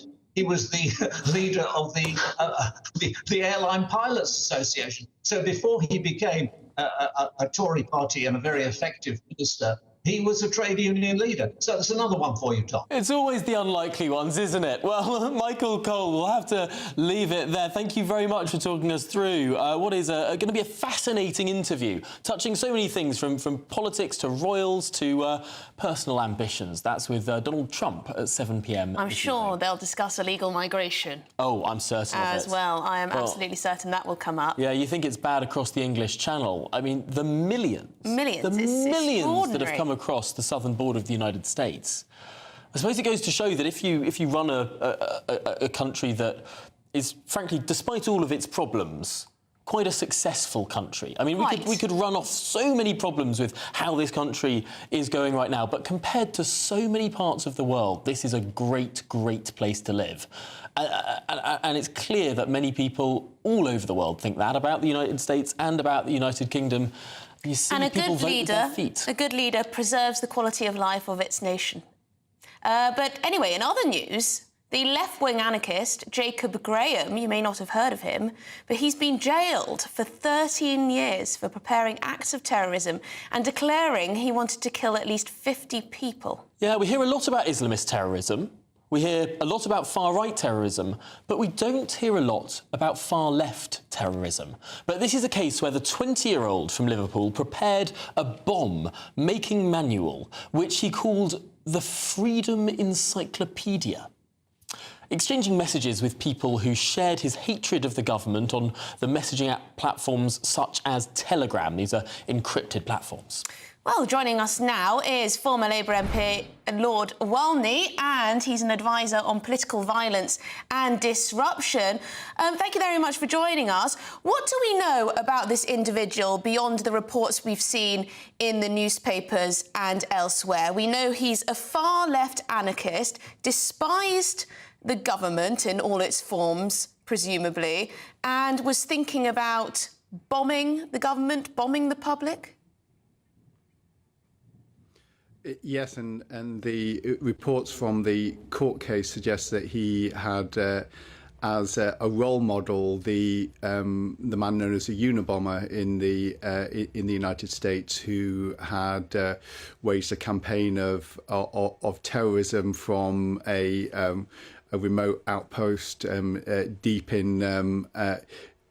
in the middle of nowhere in the States, I think for around 17 years before he was caught.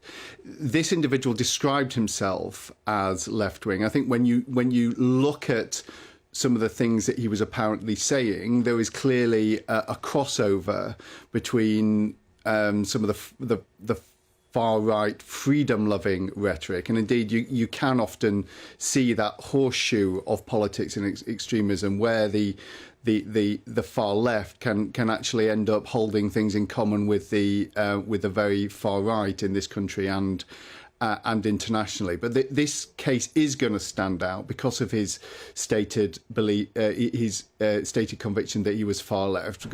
Because we look at the situation of violent extremism, and yes, you are right that by far the greatest threat that we still faced is from violent Islamism, from groups or radicalized individuals who take that who pervert that a form of Islam into violent intent. And then remains a significant threat from the violent far right. But so far, in this country at least, we have seen far less of the far left radicalism escalating into actual violent intent against individuals. But there clearly there are clearly examples in other countries where it is more prevalent, and you can see a path of radicalisation in this country where it could become more prevalent here. John, I'm fascinated by what you say about this individual's inspiration from the Unabomber in the United States. Now, for those that don't know about the Unabomber, a former academic, pathologically opposed to industrialisation, thought of himself as an environmentalist and started planting bombs across the United States to try and get the country to go back to living with nature.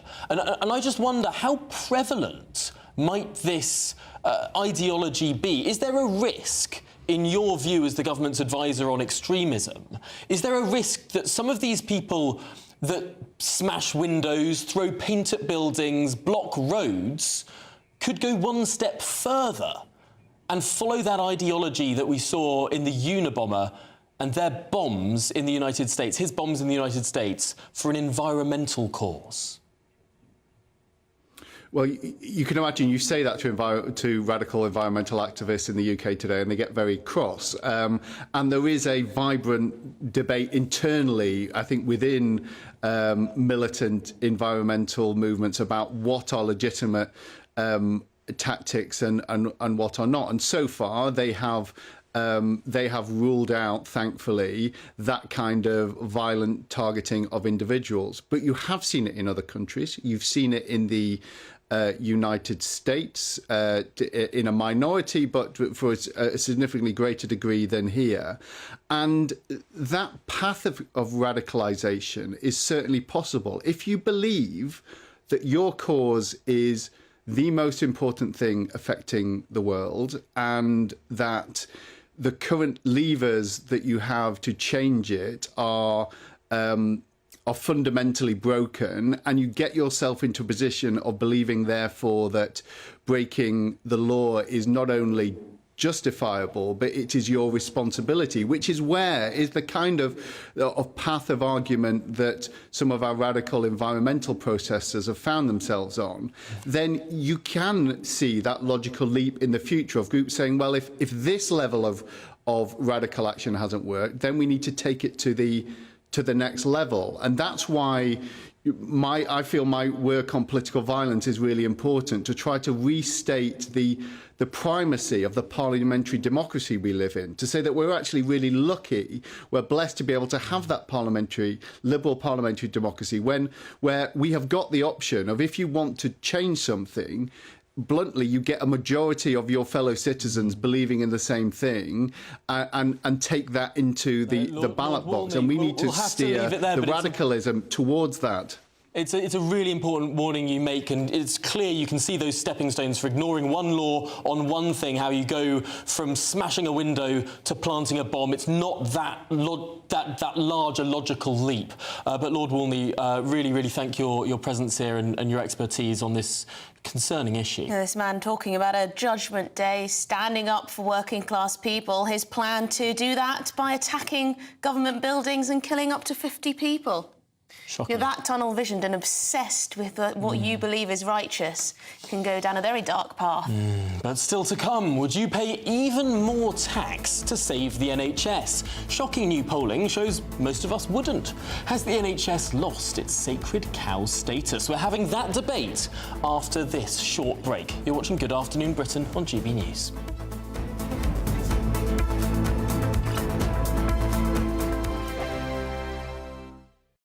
This is GB News, Britain's news channel. Now, I'm sure you have seen this video that went viral this week, and if you haven't, well, I think you're going to enjoy it. This is a firefighter leaning on a fence whilst watching a trapped driving instructor's car sink in 4 feet of floodwater. Looks very comfortable there, doesn't he? Just leaning against the fence. Just chilling, just relaxing.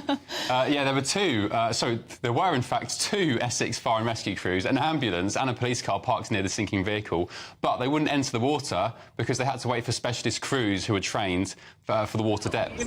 Well, 2 people who weren't going to sit back and watch were these 2, Jack and Danielle Price, who took it upon themselves to rescue the submerged driver. And Danielle joins us now. Very good morning to you, Danielle, and you are a hero, an absolute hero. What happened in this video? Make sense of it for us. So we were filming in the area for our YouTube channel, and we've seen the fire brigade come through. I was actually out at 5 o'clock in the morning with my husband, Jamie. We know it always happens there, as you can see, and it was clear. We've seen the fire brigade come through, we've followed them, and they're just standing around as if nothing's happened. In the clip, it says he's fine, he's on his phone, and then sort of walked away. But what they failed to realise is when my partner actually opened the door, as you can hear, he's on the phone to the emergency crew in panic, thinking he's going to sink. So we could not just sit there and watch. He's absolutely terrified. Yeah, poor bloke. Well done you. Do you reckon this is health and safety gone mad? It is, because although I do sympathise with them, they are so red-taped, but surely sort of common sense has to kick in as open the door. I'm Andrew Doyle. Join me at 7 o'clock every Sunday night for Free Speech Nation, the show where I tackle the week's biggest stories in politics and current affairs with the help of my 2 comedian panellists and a variety of special guests. Free Speech Nation, Sunday nights from 7 on GB News, the People's Channel, Britain's news channel. Your weekend starts here with Friday Night Live with me, Mark Dolan, 8 till 9 on GB News. Big stories, big guests and big laughs as we get you ready for a cracking weekend. That's Friday Night Live with Mark Dolan. Fridays 8 till 9 on GB News. Bring your own drinks. The admission's free. Join us every night on GB News at 11 p.m. for Headliners, which is 3 top comedians going through the next day's news stories, which is exactly what you need, because when the establishment has gone crazy, you need some craziness to make sense of it. So join us 11 p.m. every night on GB News, the People's Channel, Britain's news channel.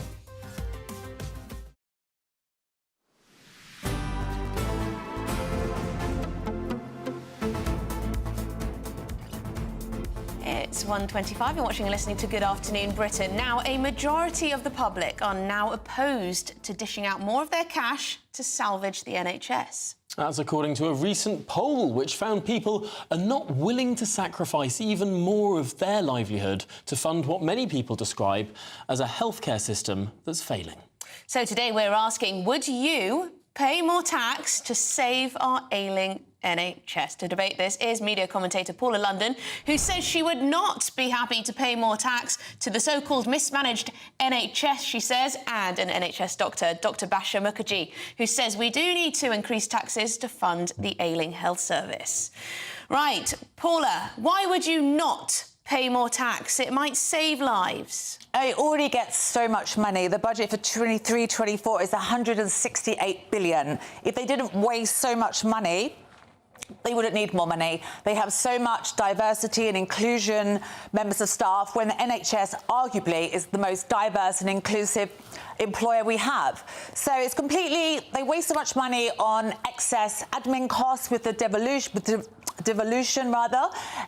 in Scotland and Wales. There's so much extra paperwork. So we don't need that. And I just hope that Keir Starmer won't be our Prime Minister, because we can look at Wales as a blueprint for NHS, and it's absolutely awful. And they get more money per head than people living in England. And they always wait longer, over 4 hours, when they're in A&E. So they have plenty of money, but they're wasting it on medical costs, the prescriptions and their medicines they're paying extra money for when they shouldn't have to. Wheelchairs are going missing, management consultants. They have plenty of money and they're wasting it. They need to manage money. That's what they need to do. The only time I pay more tax to Dr Mukherjee now. Basha, thanks for joining us. Does the NHS spend all of... because it has had a lot more money, does it always spend it as well as it could? You know, I agree with Paula in some respects, but actually I would like to say that although, yes, absolutely we could do with being much more efficient with the way the money is being spent, we also have to take into account all the things that have happened in the last 5 years alone. Are we forgetting how much free money the whole country got for furlough, whilst all the NHS staff were completely, using their last minute of day, working around the clock, looking after patients? That had a huge burden on the NHS, which was already overburdened before the pandemic. And are we forgetting the effect of Brexit? It's not just impacted on the cost of living crisis in terms of the public, but it's also resulted in a 50% increase in common goods the NHS to buy. And that's not to talk about the effect on staff. The staff morale has dropped over the years. We're seeing more and more sick leave absences. This is a result of over the time underfunding of the NHS. So, Basha, should we pay more tax? Well, I think we have to think of it not just as paying more tax, but also thinking about what we're going to do with that increased level of taxation. If we cut back on taxes, actually, the NHS is completely going to break. It's already at its breaking points. We're seeing thousands of vacancies, staff shortages already. And, there are huge waiting lists already. What's the alternative going to be? Are we suggesting that we go towards privatisation? Is that affordable for the British public? That we could potentially see millions of people who are living below the poverty line in the UK who are going to be affected if we move towards the alternative, which is the privatisation. Well, let's throw that to Paula. Paula, what do you make of that? The alternative is even worse. And if we were to reduce money spent on the NHS, these long waiting lists would get even worse too. That's not the only alternative. What I would do if I was in charge of NHS, I would actually fire people. I would fire a lot of the diversity and inclusion people. I'd fire a lot of the middle management. I'd fire definitely the consultants that get thousands of pounds a day, the management consultants. They don't need more money. They need to stop spending money on things that we don't need. So I'd fire people. That's what I would do. Definitely, yeah. And I definitely wouldn't pay more tax. As I say, the police, I definitely would pay more tax for the police. I live in London, so I would worry that it wouldn't go to where it should go because we have Sadiq Khan as the head of the Met, unfortunately. Hopefully we won't do it by May, so fingers crossed. But around the country, I would definitely pay more money for the police. OK, so the NHS wouldn't be the top priority because of inefficiencies. Basha, Paula makes a good point. There's a lot of waste, and perhaps there needs to be a cull of some of the superfluous job roles we have in the NHS. 100%. As a GP trainee myself, I do think that the way that the budget is being spent on healthcare needs to be changed. There needs to be more attention to prevention, and more of that money, the pot of money, should be redirected towards primary care. Currently, primary care only gets 8%. And you're wondering why people are not getting GP appointments, why the GP roles are changing, and people are not getting to see an actual doctor when they're making a doctor's appointment. So we really need to ask these questions to our politicians, who are, I think, behind the fall of the NHS ultimately. Well, thank you very much indeed for that debate. Paula London there and Basha Mukherjee. Great to speak to you both. Strong views either side is what we like to see. Well, you know what? Paul is talking about these diversity and inclusion roles, and, you know, sometimes that makes people roll their eyes because it's a drop in the ocean when you think about the NHS spending. But it is a trust after trust that does spend huge amounts on these types of things. And it kind of gives an impression that they're not too careful about the money they spend. Yes, or I suppose take care of the pennies and the pounds, but that is a tiny, tiny fraction of what the NHS is spending. You know, a symptom or at least an example of the problem? Well, stay tuned, because really exciting. I can't wait for this, Emily. This is going to be the highlight of my day. The outgoing First Minister of Wales, Mark Drakeford, is to hold his final First Minister's questions. Don't worry, we're not going to show it all. We're going to be asking the Welsh public if this is a sombre day or a day of celebration. Goodbye, Mr. Drakeford. But before all of that, it's your news headlines with Sophia.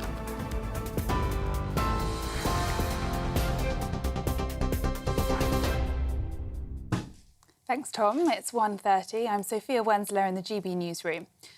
Former US President Donald Trump has hinted he could deport Prince Harry if he wins the election. In an exclusive interview with Nigel Farage, he said the Duke of Sussex won't get special privileges if he lied on his visa about drug use.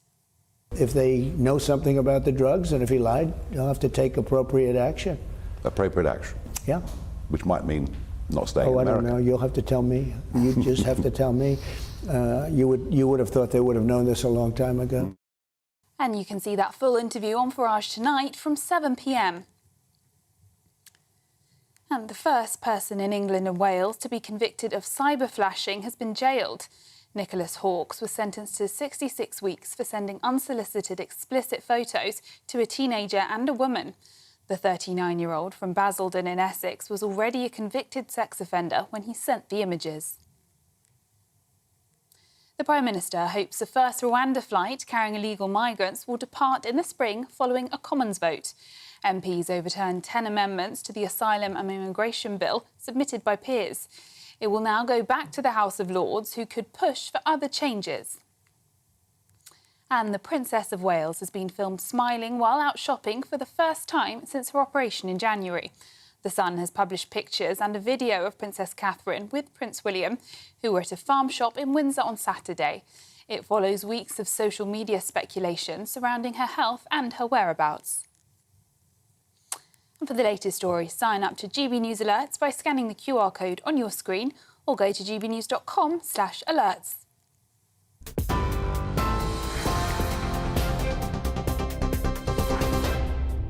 For a valuable legacy your family can own, gold coins will always shine bright. Rosalind Gold proudly sponsors the GB News Financial Report. And here's a quick snapshot of today's markets. The pound will buy you $1.2701 and €1.1702. The price of gold is £1,697 and 90 pence per ounce. And the FTSE 100's at 7,714 points. Rosalind Gold proudly sponsors the GB News Financial Report. Hi there, welcome to the GB News forecast from the Met Office. Following the rain overnight, we're going to see a lot of cloud today and further showers, but actually there will still be some drier and brighter interludes out there. We've got weather fronts clearing into the North Sea, another set of fronts lining up for overnight, but in between, for the afternoon, we've got a legacy of cloud cover, especially across the south and southeast. Some brighter spells emerging, but also quite a number of showers. The showers scattered, but I think they'll be focused across southwest England, into parts of the Midlands, as well as northern parts of East Anglia into Lincolnshire.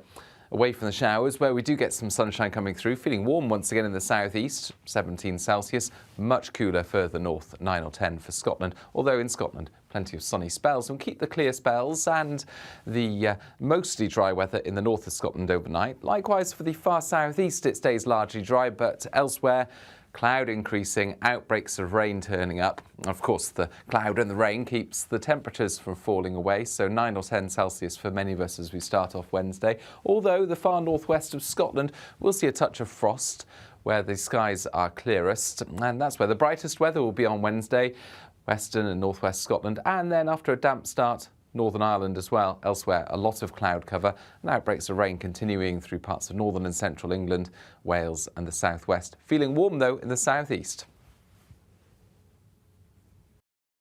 I think the most exciting bit for me is talking to people. People who I think are ignored often by the major news channels.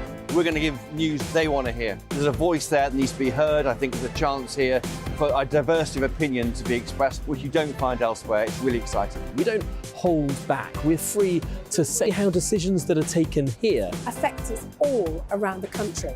Only on GB News, the People's Channel, Britain's news channel.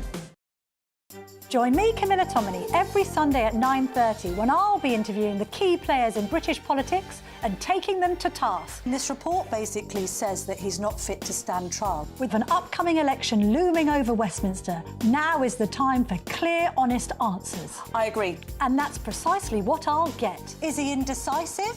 Incompetent? That's the Camilla Tominey Show at 9:30 every Sunday on GB News, the People's Channel, Britain's election channel. I'm Michelle Dewberry, and I'm not here to tell you what to think. I'd much rather hear what you have to say. So send in your opinions to gbviews@gbnews.com. Keep them clean, and you never know, I might read them out. With my panel here on Jubes & Co, we debate, we get stuck into the issues of the day on a show where all views are welcome, especially yours. GB News, the People's Channel, Britain's news channel.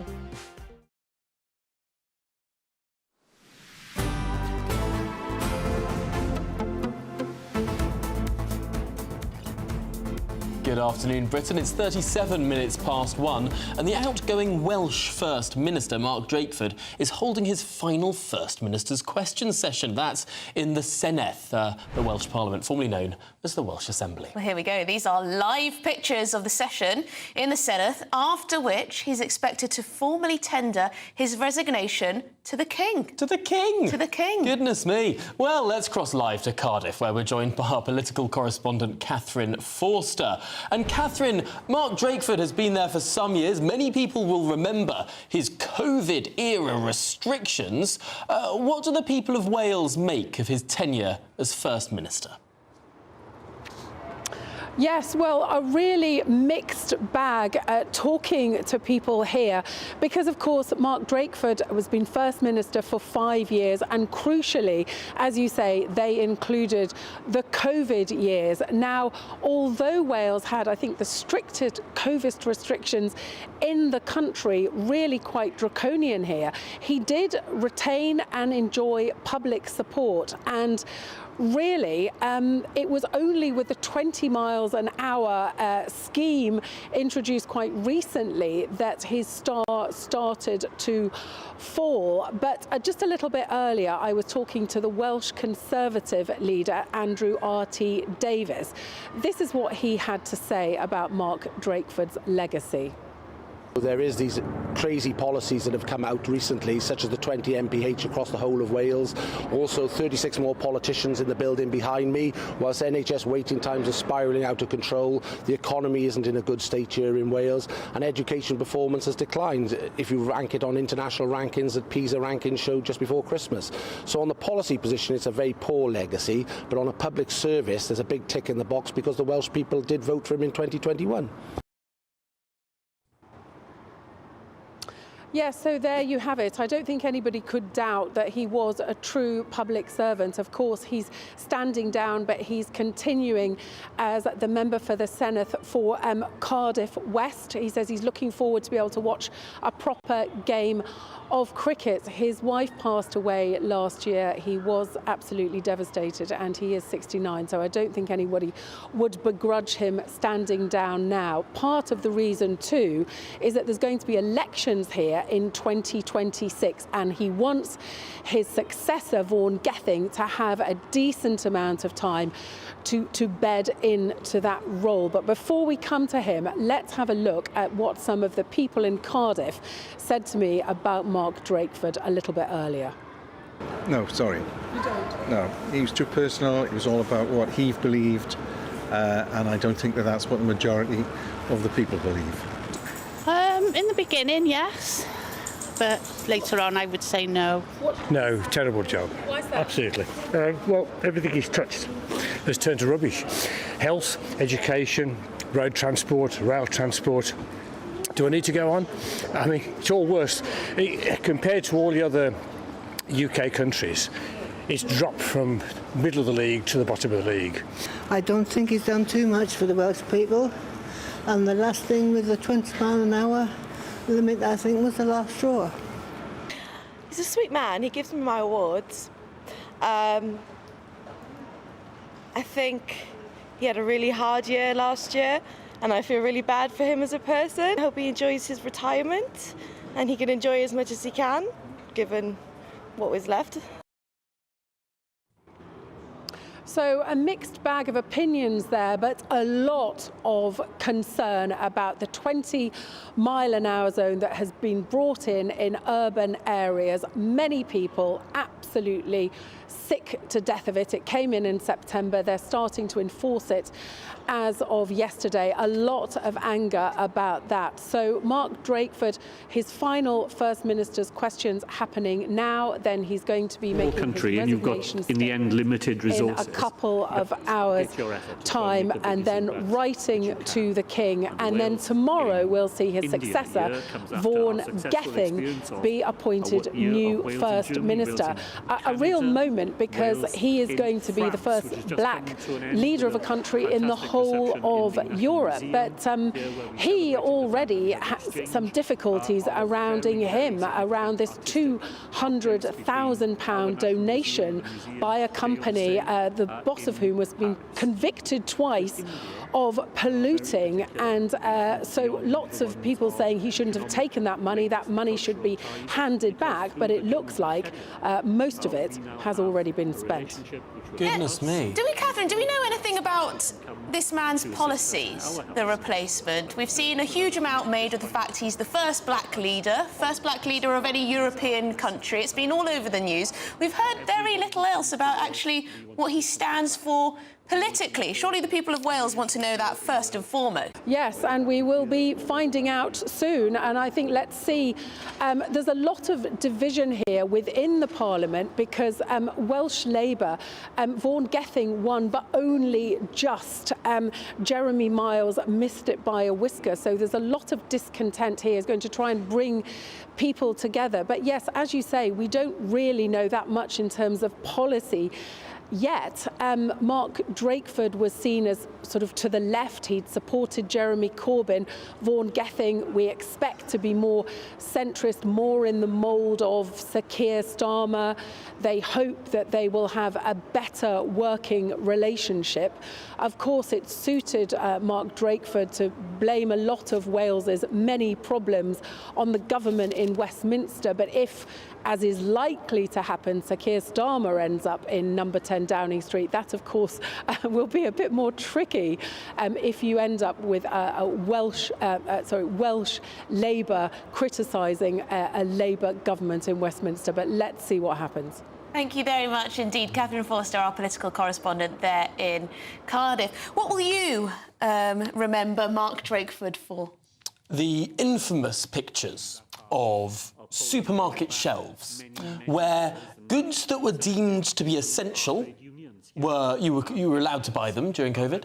Goods that were deemed to be non-essential were covered up with tape crossed across them. This was a rule from the Senedd saying you can't buy something that the government deems to be non-essential in a shop. I remember there were children's books cordoned off. I remember seeing even female sanitary products. Oh, now, that must have been a non-essential. mistake. That must have been a mistake. But, I mean, when you give these orders to supermarkets across the nation, you know, when you wait to see it actually implemented, it looks rather extreme. But it was fascinating hearing from the people of Cardiff about him. All of them sort of said, oh, he seems like a nice man, but he hasn't done a very good job in the last couple of years. Well, one man said he's ruined everything.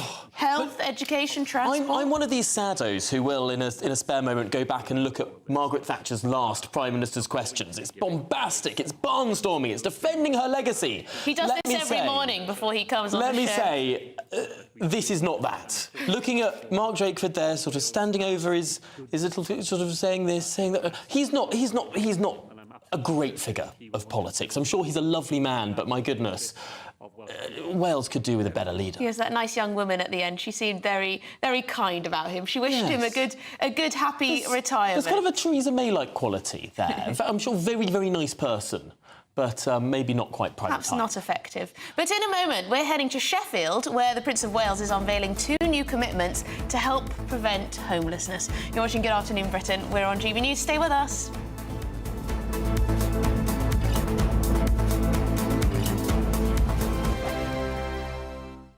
Headliners. Tomorrow's papers tonight. Every night from 11 p.m. Welcome back to Headliners. And Paul, we're going to get straight into Monday's mail for some good old-fashioned, traditional male breastfeeding. Yeah. To answer the question, what is the latest woke hell, Josh?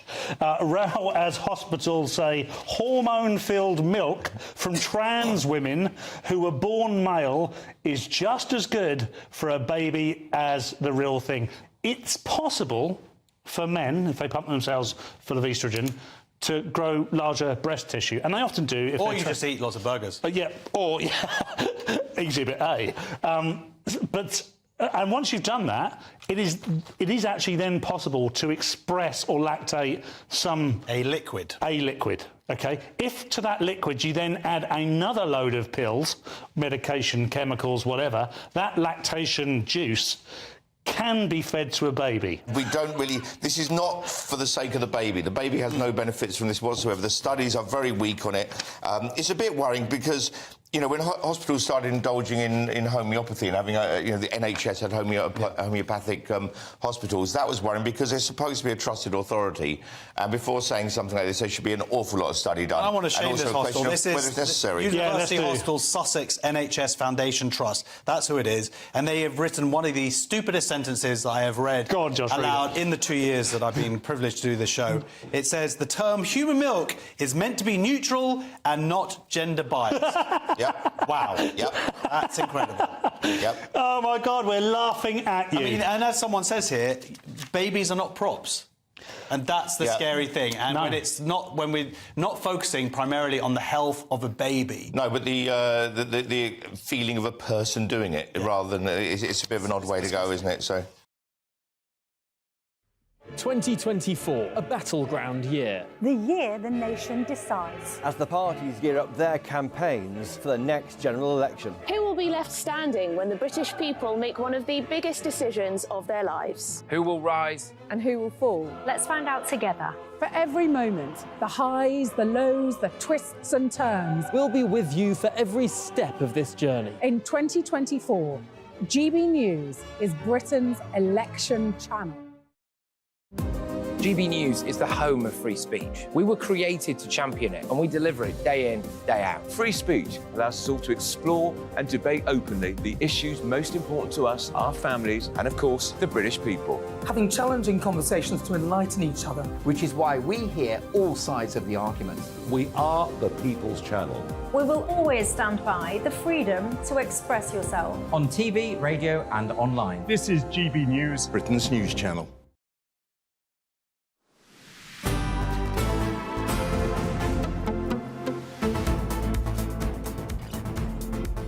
Good afternoon, Britain. Coming up to 10 to 2. And the Prince of Wales is unveiling 2 new commitments to help prevent homelessness in Sheffield, part of his flagship project to make the issue rare, brief and unrepeated. Yes, Sheffield is just one of 6 locations across the country which Prince William hopes can form blueprints. Local people working together to help end homelessness. But of course, this comes as the Prince and Princess of Wales was spotted at a local farm shop in Windsor over the weekend, with the Princess of Wales smiling and looking happy as they went about their business. So clearly, that will be at the forefront of people's minds. Yes, I heard it was a Portuguese tourist that took the video that then the Sun bought and splashed on the front page this morning. Muy buen. So there you go. Our royal correspondent Cameron Walker is in Sheffield to tell us more about what Prince William is up to. Cameron, tell us, what is Prince William up to? Well, Prince William would have been very much aware of the photograph on the front page of The Sun this morning of him and his wife Catherine, printed in The Sun here in the UK and TMZ in the United States. But his focus was very much on a project close to his heart. It's seen as his flagship project, all stemming from those early visits with his mother, Princess Diana, to homeless shelters. And last summer, he launched a scheme, a project called Homewards with the Royal Foundation, which is 6 flagship locations across the country, which are forming blueprints to prove that homelessness can be ended in the United Kingdom, making the issue rare, brief and unrepeated. And as you said in your introduction there, he started off at the learning shelter here in northwest of Sheffield, where he unveiled 2 new commitments, the first of which is £1 million from a big DIY store some of you may be familiar with, Homebase. They've committed that money to create 1,500 what's been described as home starter kits, which are things like paint, flooring, furniture, all of that stuff, because the idea is if the building or an empty building has all those home comforts, people are far less likely to be at risk of homelessness again. So that is the idea of those 1,500 home starter kits. They're going to be spread around the country, so not just in Sheffield. I did ask how many people are going to be getting this benefit in Sheffield. We did not get the answer to that question. But the second thing, of course, is, well, are there enough houses anyway? And I'm told that Sheffield landlords have committed to helping to house families at immediate risk of homelessness in this city. Now, 4,000 individuals or families across Sheffield have registered with Sheffield City Council to say that they are homeless. That is a new record. That's up 500 different people or families from last year. So it is a real issue here in Sheffield. But Prince William, of course, has been here today, and I spoke to housing influencer and campaigner Quajo, who was himself at risk of homelessness back in the day, and he had this to say about Prince William's visit. It's really important.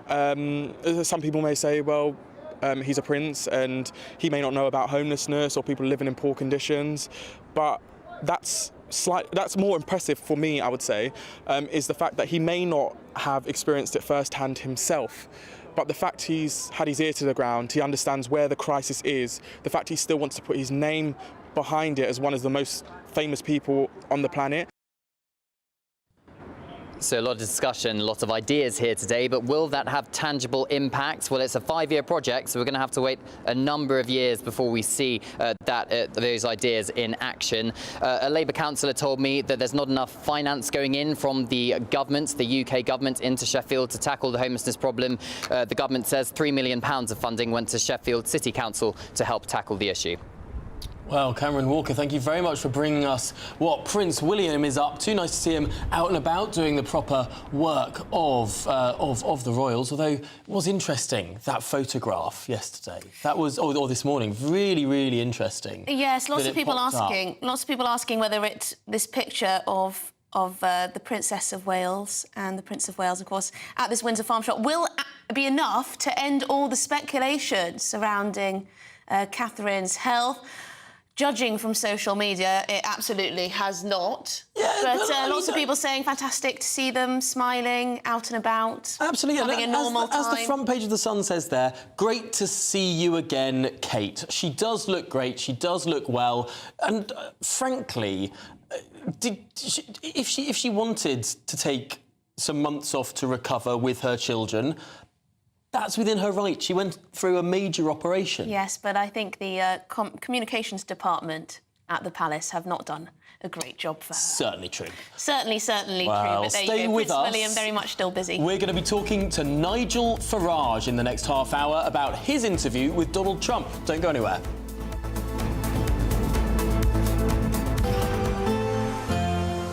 A brighter outlook with Box Solar, sponsors of weather on GB News.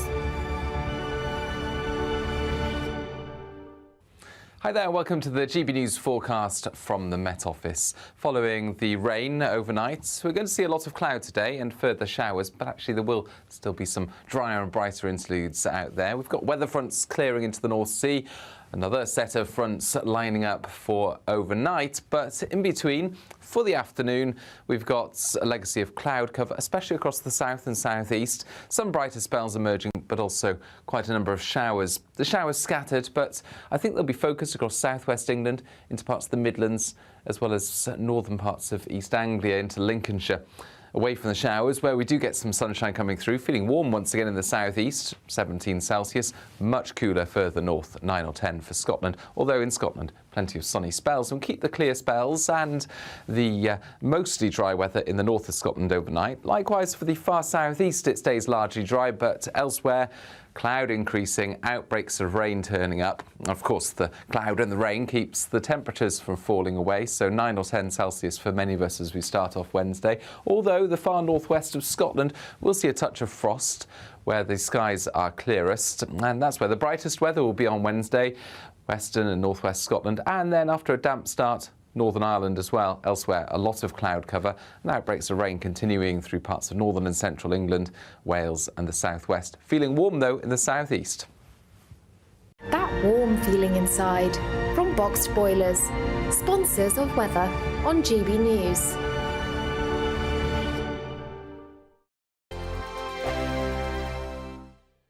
Time is ticking on your chance to win the Great British Giveaway.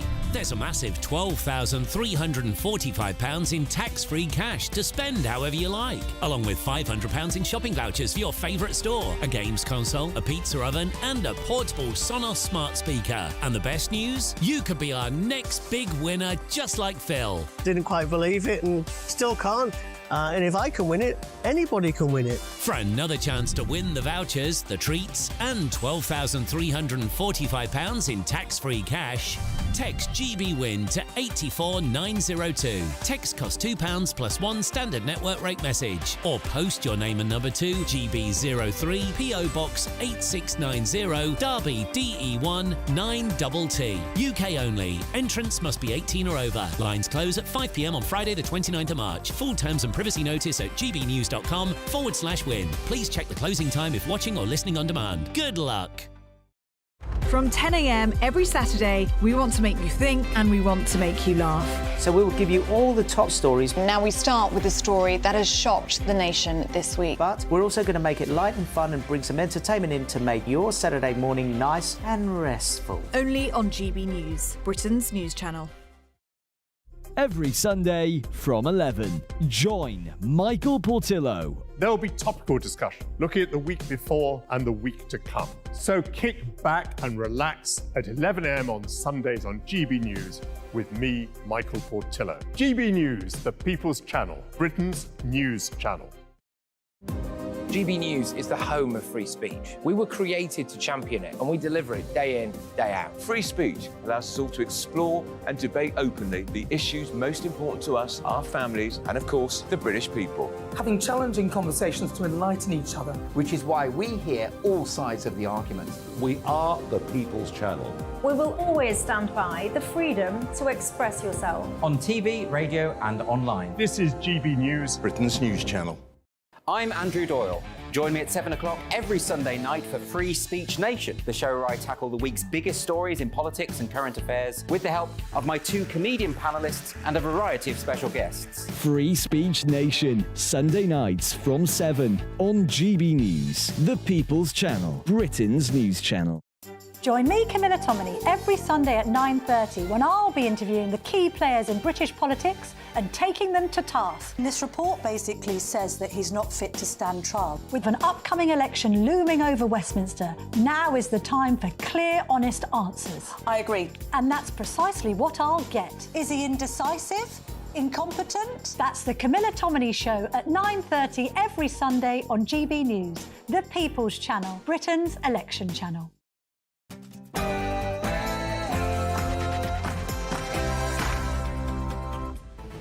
Good afternoon, Britain. It's 2 o'clock on Tuesday, the 19th of March. Trump exclusive. Donald Trump drops bombshell claims about NATO, Prince Harry and his plans for the White House. What exactly has Nigel Farage asked him in today's exclusive interview? Well, Nigel will be joining us later this hour, so stay tuned. The war on motorists. It gets worse, with more than 10 million households living in areas where councils have been given the power to hand out penalties as high as over £100. And outrage has been sparked by a King's Cross station display board featuring an Islamic teaching that describes people as sinners who must repent.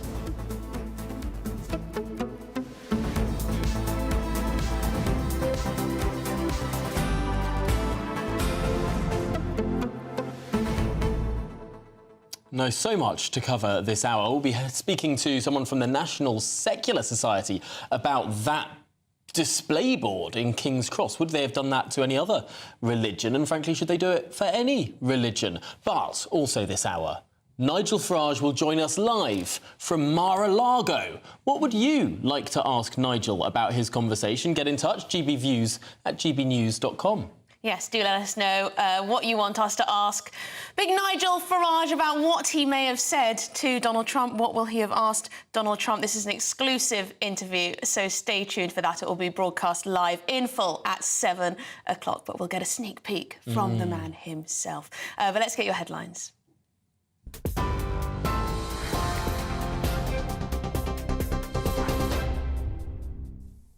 Good afternoon. It's 1 minute past 2. I'm Sophia Wensler in the GB newsroom.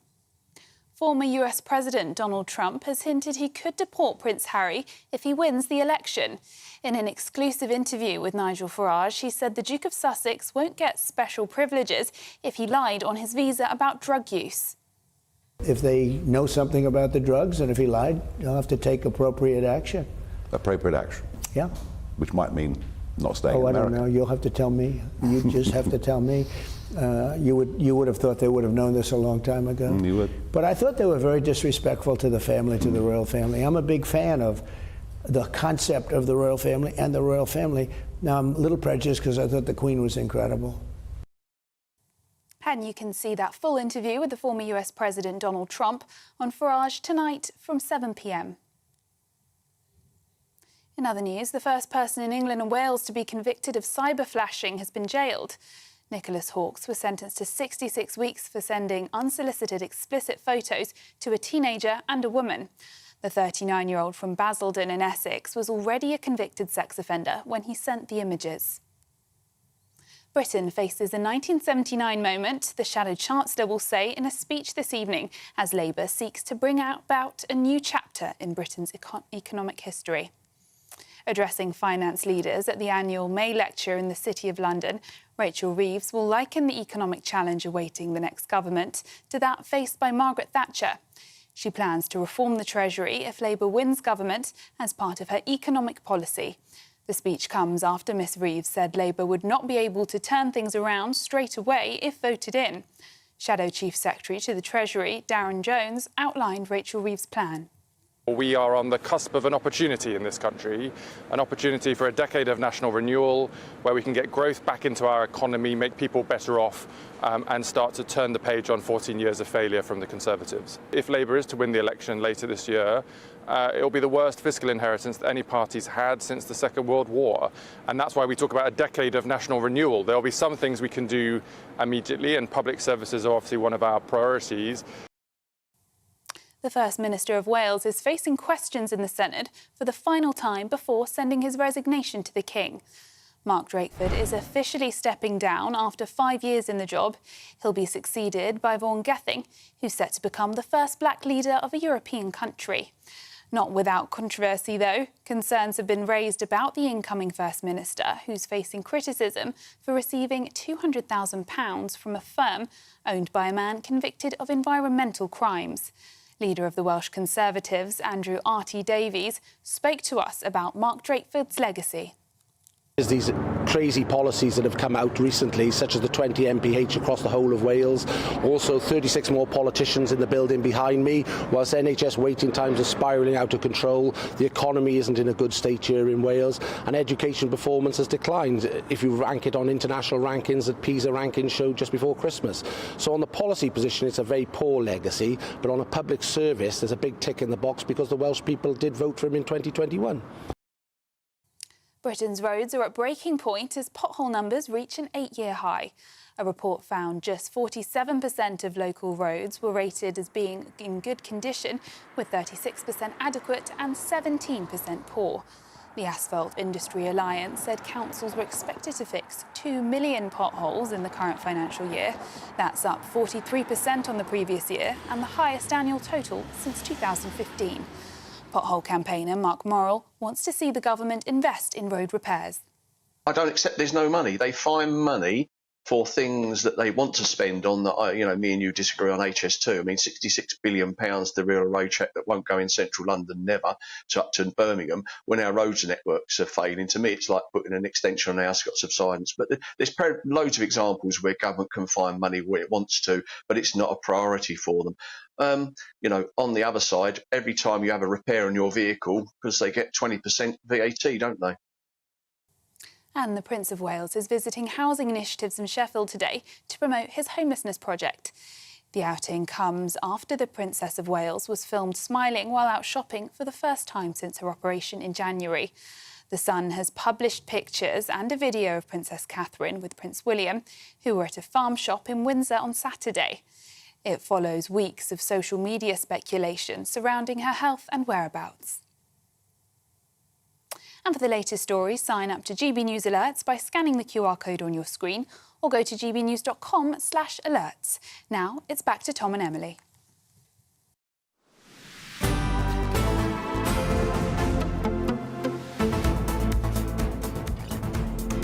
Well, outrage has been sparked after a King's Cross display board featured an Islamic teaching that describes people as sinners who must repent. Yes, there we go. You can see it's the Hadith of the day. Day 9 is that. And it says the Prophet Muhammad, and then in brackets, peace be upon him. And then all the sons of Adam are sinners, but the best of the sinners are those who repent often. That was at 9:22. But should King's Cross Station, one of the premier stations of London, of the capital of the United Kingdom, be displaying a daily Hadith? Well, joining us to discuss this is the Chief Executive of the National Secular Society, Stephen Evans. And Stephen, thank you for making the time for us. What was your reaction when you saw this Hadith projected there where normally you might see train times? Well, I suppose it was exasperation, really. I think it's very unwise and naive of Network Rail to allow this. I think it is at best a well-meaning but really misguided and counterproductive attempt at inclusivity. Stephen, you're from the National Secular Society, so presumably you believe that religion should very much only be a private matter and should not be represented in public life in this way, any religion. But of course it is also the month of Lent. It's coming up to Holy Week. Will there be verses from the Bible that appear there every day? I don't think there will be.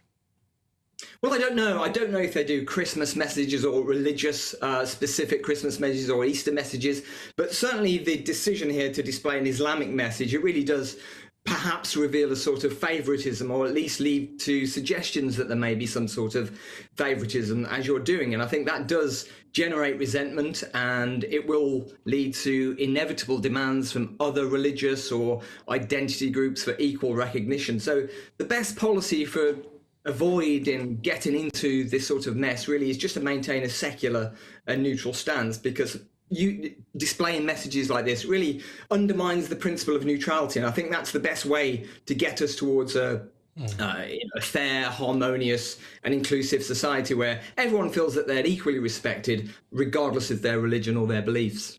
Stephen, what do you say to those that would say you're making a mountain out of a molehill here? This was one little board in an enormous train station. It is Ramadan at the moment. There are millions of Muslims in the United Kingdom. If you don't really like it, you don't have to look at this one tiny little board. What would you say to the people that say you're making too much of a thing of this?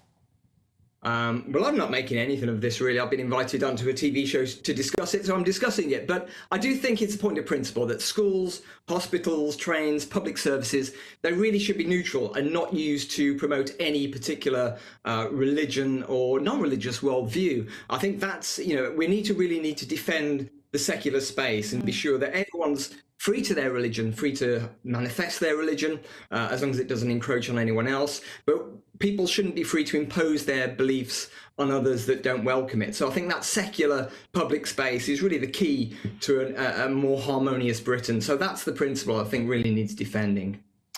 Yes, I think for some people it might seem a bit jarring too, as a lot of Christians have the feeling that Christian holidays and celebrations have been sort of diluted. You hear about sometimes, Christmas market is now a Winterville, or something to do with Easter is now just something generic instead. To then have a passage from the Quran on the King's Cross Departures Board, it may seem quite jarring because this country is still a Christian country, is it not?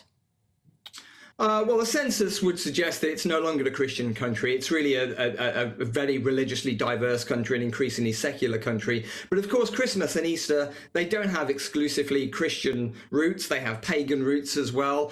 But yeah, this sort of thing can lead to this sort of competitive grievance where Christians feel marginalised, even though they're not at all. I mean, the King is, he's sworn an oath to defend the privileges of the Church of England. We're an established state still. Collective worship is still broadly Christian. Collective worship is still required in schools. So I really don't think Christians have absolutely anything to complain about. But of course, when this sort of things happen, religious messages are put on display, departure boards at train stations, it does lead to this sort of competitive grievance. And I think this kind of sectarian squabbling and interreligious squabbling is not the way forward, really. That's why I think a secular, neutral public space is best for everyone in the long term.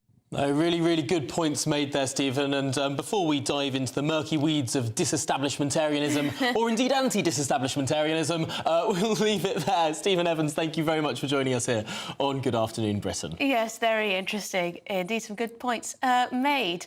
Although, would you think... I should probably have asked Stephen this, but would he go so far as to say that there shouldn't be any obvious celebration of Christmas or Easter anywhere? See, I think... Because those are long-held traditions in this country, He did touch on that, though, that the traditions that Christmas grew out of were pagan festivals. Yeah. Having a tree isn't necessarily a Christian-specific thing. You can still have those celebrations of what we call But having Christmas. Merry Christmas everywhere.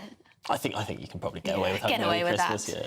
Well, shall we talk about the economy? Because Britain faces a 1979 moment. That's according to Shadow Chancellor Rachel Reeves, who's expected to say exactly that in her annual May's lecture tonight. Yes, the Labour Shadow Chancellor is expected to announce working with businesses to create a decade of national renewal. But talking us through this now is GB News economics and business editor Liam Halligan with On the Money.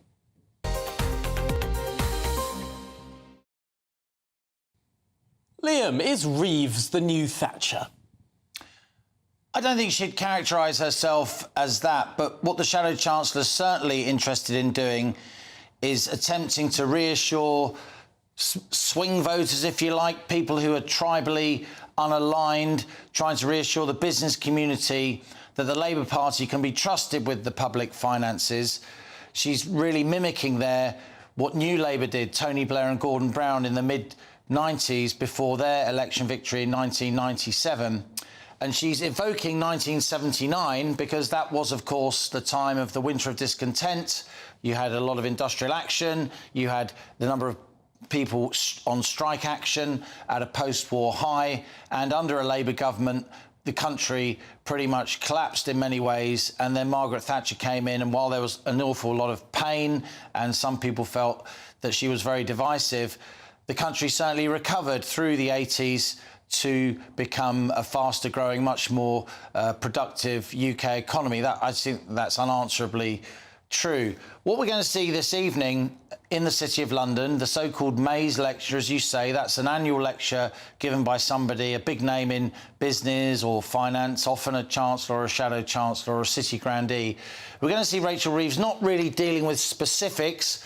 Labour doesn't want to put any specific policies out there because the likes of you and I would scrutinise them, journalists would scrutinise them, and also opposition parties don't like to give away the policies in their manifesto because the government nixed them. Look what happened with the taxation of so-called non-doms, rich, wealthy foreigners living here in the UK. The Chancellor pretty much took Labour's policies root and branch in his recent budget.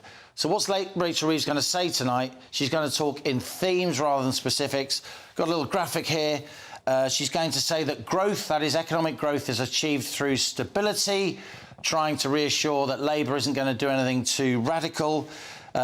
Labour so far have backed all those measures in Jeremy Hunt's budget earlier this month as the finance bill has been presented to Parliament, including the tax cut from 10 pence in the pound to 8 pence in the pound, the headline rate of national insurance. Rachel Reeves, quite controversially, I think, is going to say the Office for Budget Responsibility should become more powerful. That's the kind of Whitehall in-house economic forecasting unit that's become extremely influential in recent years, almost boxing in the Chancellor, saying if you can't do that, you can only do that only if we cost your policies and say that they pass muster. Are you allowed to cut taxes? Some people think they've got a veto on potential tax cuts or further tax cuts before the next election, yet Rachel Reeves wants to make them more powerful. And then she wants to enhance this growth unit at the Treasury. That's a group of civil servants who focus on measures to make the UK more productive rather than just, as some of us suspect, looking at measures to take more tax revenue from businesses and the broader population. So this is about themes tonight. It's about the mood music.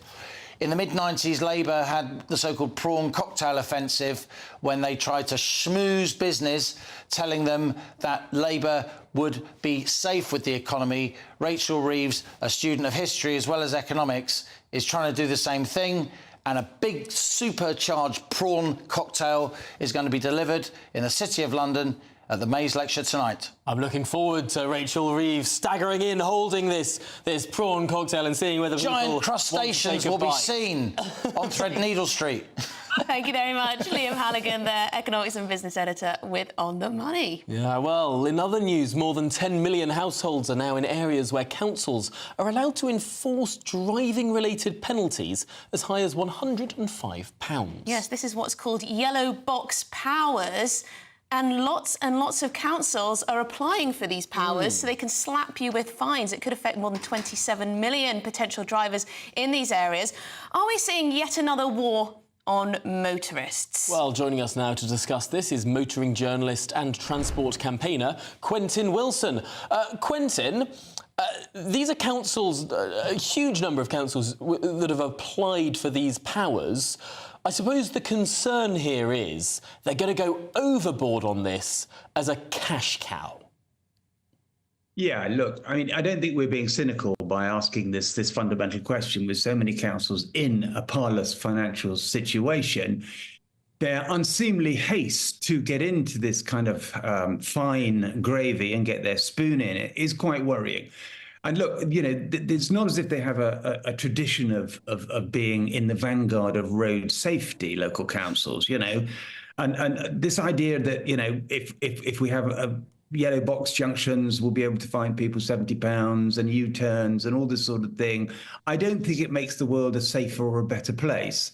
So I would be very suspicious, and the IA and the RAC say the same thing, that this needs to be managed really, really well. Otherwise, we'll completely lose confidence in their abilities. If they had this tradition of being really, really good and having education at school and hazard awareness and helping drivers, I would take this much more credibly, but I'm afraid I don't. Well, I've become quite used to this living in London. I do sometimes make the mistake of driving around London, and I've got myself a couple of fines for doing things that I didn't realise were wrong at some points. But essentially, this is the type of thing, getting caught in a yellow box. Sometimes it's almost impossible not to get caught in a yellow box, making an illegal U-turn or driving in a bus lane when it's not permitted. Now, these appear to be, and maybe you disagree, but these appear to be quite minor mistakes when it comes to traffic. But Quentin, you could be slapped with a £105 fine just for making one of these little tiny mistakes. Let's call them infractions, shall we? Infractions. The RAC have said that most yellow box junctions are bigger than they should be. And there's another thing, you know, who's accountable? Where's the governance in this? How are we going to make sure that these fines levied on people who are, let's face it, struggling financially at the moment are fair, proportionate, accurate and reasonable? And against this backdrop is this fact that, you know, crime is up, burglaries aren't being solved, cars are being stolen and never recovered. And here we are being fined these amounts of money for what, as you correctly say, really are peccadillos, tiny, tiny little things. My wife was fined for the front wheel of her car being in a yellow box junction. I mean, it was a matter of centimetres, but it came through. And because we want to get on with our lives, we don't contest it, we don't send the letter, you just roll over and pay it. And that, I think, is the philosophy behind this. I think you're completely right here on yellow box junctions. It's really easy to have an accidental transgression there. But there are other things here that are clearly wrong, and there are reckless drivers who do wrong things. You shouldn't be doing sort of reckless U-turns. You shouldn't be driving in a bus lane. You shouldn't be treating the entire... treating the rest Tom, of the law-abiding drivers with contempt. Sometimes you can be forced to drive in a bus lane. I mean, all sorts happen. Anyone who's ever been on a road knows that there are good law-abiding drivers, and there is a small minority of drivers who try and ruin it for everyone else. The rules change every day. The rules change every day, Isn't there legitimate, Quentin, isn't there a legitimate place here for punishing the troublemakers? Yeah, there is, absolutely. And you are right. It's a miscreant minority of people who, for instance, deliberately drive down a hard shoulder or a bus lane or do an illegal and dangerous U-turn in the middle of the road. But most of us don't do that deliberately and aren't actually trying to cause mayhem. What you need here is this thing we used to have called traffic cops, and they've all gone, and they are the best way of enforcing road safety. They're visible, they're a currency that everybody understands, not local councils. So I would say, and I know this is an impossible dream, but we need more traffic cops to control the miscreant minority on our roads. Bring them to book, the drug drivers, the drink drivers, the drivers without insurance, the drivers without MOTs, without licenses, not you and me who put our front wheel in a yellow box junction. Absolutely spot on. And I wonder whether this has quite a lot to do with the fact that 1 in 5 councils are facing bankruptcy or close to. Thank you very much indeed, Quentin Wilson. Great to speak to you, motoring journalist and transport campaigner. No, really perceptive there, I think, Emily. If all the councils were flush with cash, would they really be applying for all these extra powers? Well, coming up, whispers of a Tory coup, despite a little bit of a Rwanda boost for Rishi Sunak. We'll bring you the very latest. Plus, we're going to be speaking to Nigel Farage, so stay tuned.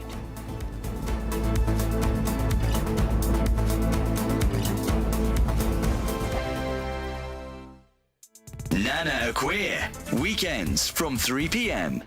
Should we put tobacco-style warnings on ultra-processed foods? Boris Johnson is calling on the government to do this. In this Daily Mail column, the former Prime Minister says that people don't know what they're feeding their families and there's too many extra ingredients. That's why I'm asking, should we put tobacco-style warnings on ultra-processed food? Well, joining me now to discuss, Steve Miller, former presenter of Fat Families, Helena Davidson, campaigner and policy expert at the Vegan Society. Right, so I'm going to start with you. Steve Miller, what do you think? Oh, I'm applauding Boris today. Good on you, mate. And the reason for that is we know that the research on the warnings on cigarettes, I should say, when those warnings were visual, they worked very well. The second reason on a practical level is that we need to stop looking and listening before we start, grazing and putting things in the trolley. And the third thing is that you know, these kind of signs, or these warnings, I should say, are kind of hypnotic. They trigger the emotion. So they're much more likely to get people to think and maybe resist. Yeah, so at the Vegan Society, we're broadly in favour of increasing consumer knowledge when it comes to the nutritional value of people's food. But I think it's important to mention that ultra-processed food isn't an issue that's exclusive to vegans. And whilst most meat alternatives will fall into the ultra-processed food category, it largely depends on how we're going to look at how UPFs are going to be assessed, because vegan alternatives that fall under ultra-processed foods, they're actually, on average, healthier than meat products or ultra-processed foods that contain animal products. Really? So I think it depends on how we look at it. We might have to take a closer look at the nutritional profile of individual foods rather than the level of processing. Your weekend starts here with Friday Night Live with me, Mark Dolan, 8 till 9 on GB News. Big stories, big guests and big laughs as we get you ready for a cracking weekend. That's Friday Night Live with Mark Dolan. Fridays 8 till 9 on GB News. Bring your own drinks. The admission's free. Join us every night on GB News at 11 p.m. for Headliners, which is 3 top comedians going through the next day's news stories, which is exactly what you need, because when the establishment has gone crazy, you need some craziness to make sense of it. So join us 11 p.m. every night on GB News, the People's Channel, Britain's news channel. From 10 a.m. every Saturday, we want to make you think and we want to make you laugh. So we will give you all the top stories. Now we start with a story that has shocked the nation this week. But we're also going to make it light and fun and bring some entertainment in to make your Saturday morning nice and restful. Only on GB News, Britain's news channel.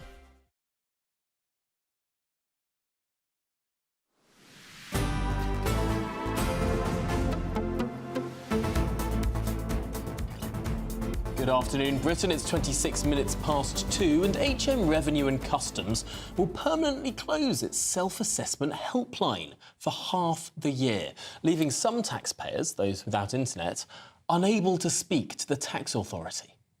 How are you supposed to get your money back when they overcharge you? The phone line will be closed between April and September each year and open only to taxpayers with priority queries between October and March. Well, let's get the very latest with our political editor, Christopher Hope. Christopher, this will be hugely concerning news to a lot of people in this country who perhaps aren't as adept at using the internet.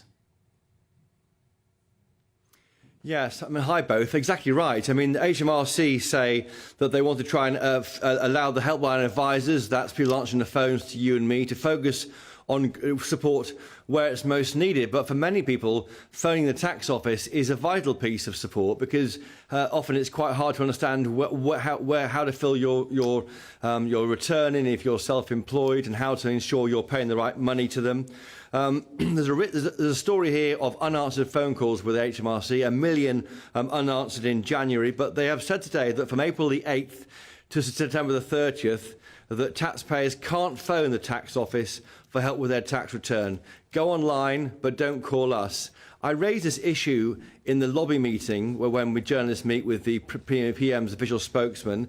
They not sure they knew entirely what the story had been, but they said that HMRC's customer service is good, they said, and then they did say that they are working hard to improve their capability. But I do think this almost summarises people's impression of public services. When you can't ring someone as important to you as a tax office for nearly half the year, something's not right. Absolutely, and people don't call HMRC for fun. They call, I'm speaking from personal experience, they call when they can't get something fixed through another way. So when they're stuck and the internet won't supply them with an answer, or when they feel like they've filled something out correctly, they sent it off and they haven't had a response, or when they've had the wrong amount of national insurance or income tax taken out of their pay slip. They don't call for fun.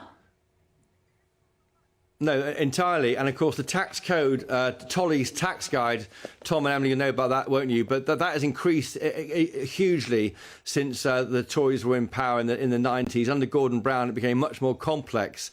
And tax is complex, and many people just throw up their hands and they can't face it, so they try and find a professional to help them deal with their tax affairs. And if you can't phone someone at the end of the line at HMRC, it makes it much more frustrating. April to September, of course, is a quiet time for HMRC. The big rush to fill in your returns goes into January. So you're not even rewarding people who are trying to get ahead of their tax return if you can't phone anybody at all. In our last minute together, this is all in the context of huge concerns about the Prime Minister's own position. What are the whispers in the corridors of power about a potential coup? That's right. I mean, amazingly, I think, to anyone watching GB News, listening to it, who isn't living and breathing in Westminster like I have to every day, Tory MPs, respectable ones, are thinking about replacing Rishi Sunak, maybe triggering a vote of no confidence in him. As many as 40 letters have gone in to Graham Brady, the chairman of the 1922 committee. Half a dozen went in over the weekend, for example, frustrated at the party's poor performance in the polls. Lee Anderson going to Reform UK, the row over a Tory donor's remarks about Diane Abbott, a feeling that nothing is working, perhaps as evidenced by the fact the HMRC is turning its phone lines off for half the year. But that's symbolic, maybe, of what's happening here. They are frustrated. There was a meeting last night of one of the 5 main Tory groups, I can reveal.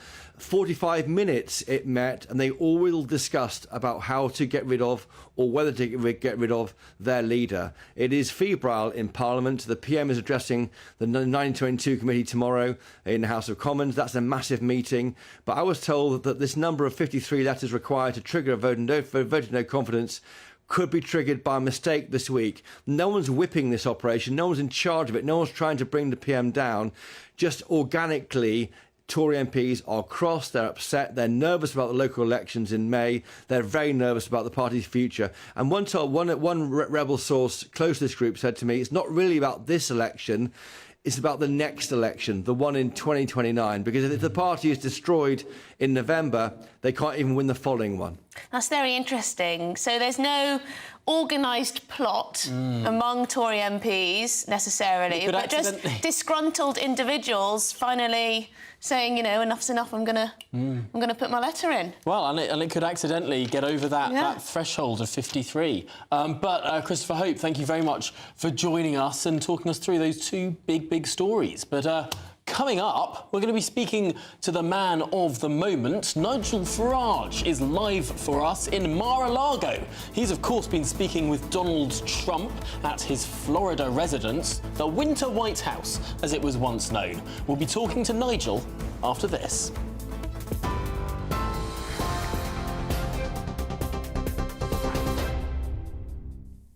It's 2:31. I'm Sophia Wensler in the GB newsroom. Your top story. Former US President Donald Trump has hinted he could deport Prince Harry if he wins the election. In an exclusive interview with Nigel Farage, he said the Duke of Sussex won't get special privileges if he lied on his visa about drug use. If they know something about the drugs, and if he lied, they'll have to take appropriate action. Appropriate action? Yeah. Which might mean not staying in America. America. I don't know. You'll have to tell me. You just have to tell me. You would have thought they would have known this a long time ago. And you can see more of that full interview on Farage tonight from 7 p.m. The first person in England and Wales to be convicted of cyber flashing has been jailed.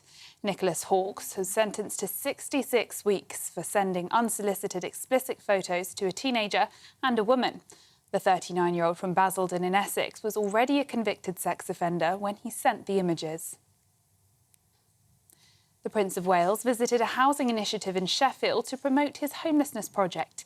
The outing comes after The Sun published pictures and a video of Prince William and the Princess of Wales, the pair seen smiling at a farm shop in Windsor on Saturday. It follows weeks of speculation on social media surrounding her health and whereabouts. And for the latest stories, sign up to GB News Alerts by scanning the QR code on your screen or go to gbnews.com/alerts.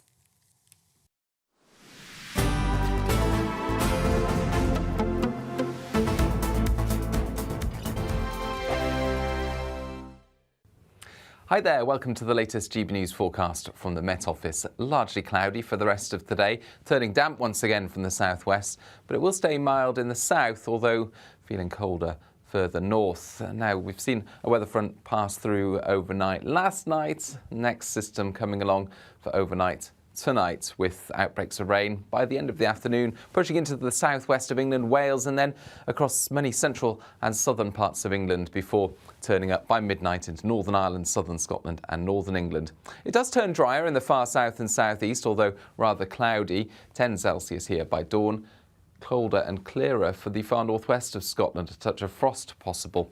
But in between, a lot of cloud cover, outbreaks of rain. Some of this will be heavy across parts of Wales and northern England.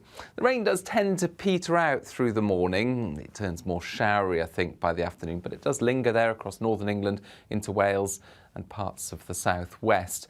The far southeast stays dry with some bright spells and highs of 18 Celsius. Much fresher for Scotland and Northern Ireland. After early rain, it does clear up and there will be some sunshine, but temperatures will reach 9 or 10 Celsius. A wetter and windier day to come for Scotland and Northern Ireland on Thursday. That rain pushing into the far northwest of England and Wales by the end of the day, but staying dry in the south and southeast. Friday's a very showery day, and it also turns colder later this week. Big news, big debates, big opinion. Patrick Christie's Tonight is the week's biggest show. Every weekday, 9 to 11 p.m, we've got the inside track on the day's top stories. There'll be sharp takes you won't get anywhere else. We will set the news agenda, not just follow it, and I want to bring you along for the ride.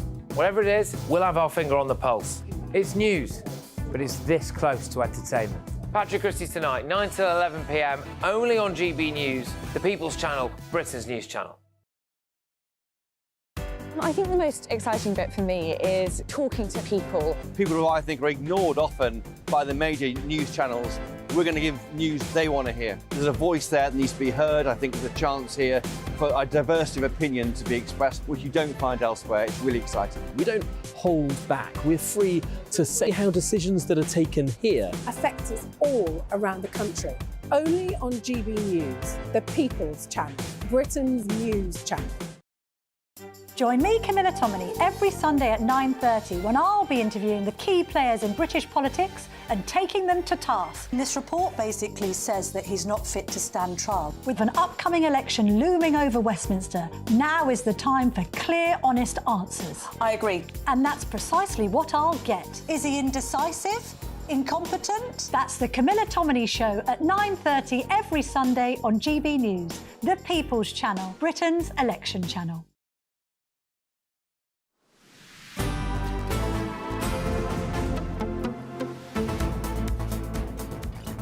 Right, well, it's 2:36 in the afternoon. I'm Emily. This is Tom. And Nigel Farage is in Florida at the moment, where he's interviewed former President Donald Trump. No holds barred. Let's have a sneak peek. Join me tonight at 7 o'clock on GB News. The full interview with Donald J. Trump. And he makes it absolutely clear. He's running. He believes that he is going to win. Prince Harry may not be able to stay in America if Trump gets elected. If they know something about the drugs and if he lied, they'll have to take appropriate action. He's accused of calling for bloodshed if he loses. But actually, the context of that is all completely and utterly wrong. It's going to be a terrible bloodbath for the auto industry. The United Auto Workers, it's going to be put out of business. And importantly, for global security, we get tonight the definitive answer on where Trump stands on NATO. This has global significance. Why should we guard these countries that have a lot of money, but now they're paying because of those comments that you saw 2-3 weeks ago? This is an interview you will not want to miss. Tonight, exclusively on GB News at 7 o'clock. Join me. Well, we're all looking forward to it. But of course, at the top of this hour, we asked what questions you would have for Nigel Farage. We're going to be speaking to him in just a moment. And John from Birstall, messaged to say, what might Donald Trump's relation be to a Labour government after everything that Yvette Cooper, David Lammy, Emily Thornberry and the like have said about Donald Trump? It's an interesting question. Well, Susie says she absolutely loves Donald Trump. She can't wait to watch the interview. If only the UK had a leader of his calibre. Well, there you go. And Sam says, how on earth America could only come up with him or Biden is a mystery to us all. And Susan says, what is the first thing that the Donald would do if he got re-elected as President of the United States? What would he do with his pen to overturn, change things the first day he was president? I reckon it would be on illegal immigration. That is a huge sticking point for more and more voters in America. You know, even Democrat supporters are seeing how many people are crossing on the southern border, and they're wanting stricter border controls, That's true. There is a bill that that is before Congress that would do a lot to fix that border, but apparently Donald Trump has been ringing round certain Congress people saying, don't vote for this because it will give Biden too much of an advantage. There's some speculation online that Donald Trump has been saying to various members of Congress, don't pass this until I become president. Yeah, that makes sense politically, doesn't it? That makes sense. We're going to be speaking to Nigel Farage very, very soon, live from Florida, so he can tell us exactly what he's asked Donald Trump. Hopefully he won't hold anything back. No, he'll let us into what's going on. But Paula says he loves the guy. Wish he'd used his Scottish heritage and become Prime Minister, Trump. Well, there you go. There's a big fan in Paula. Well, we're going to be crossing over to Mar-a-Lago in just a moment, but before that, there's a story that we've been following all day today here on the programme. A small Devonshire village where the council has been forced to fork out thousands of pounds to silence church bells, all because of one noise complaint.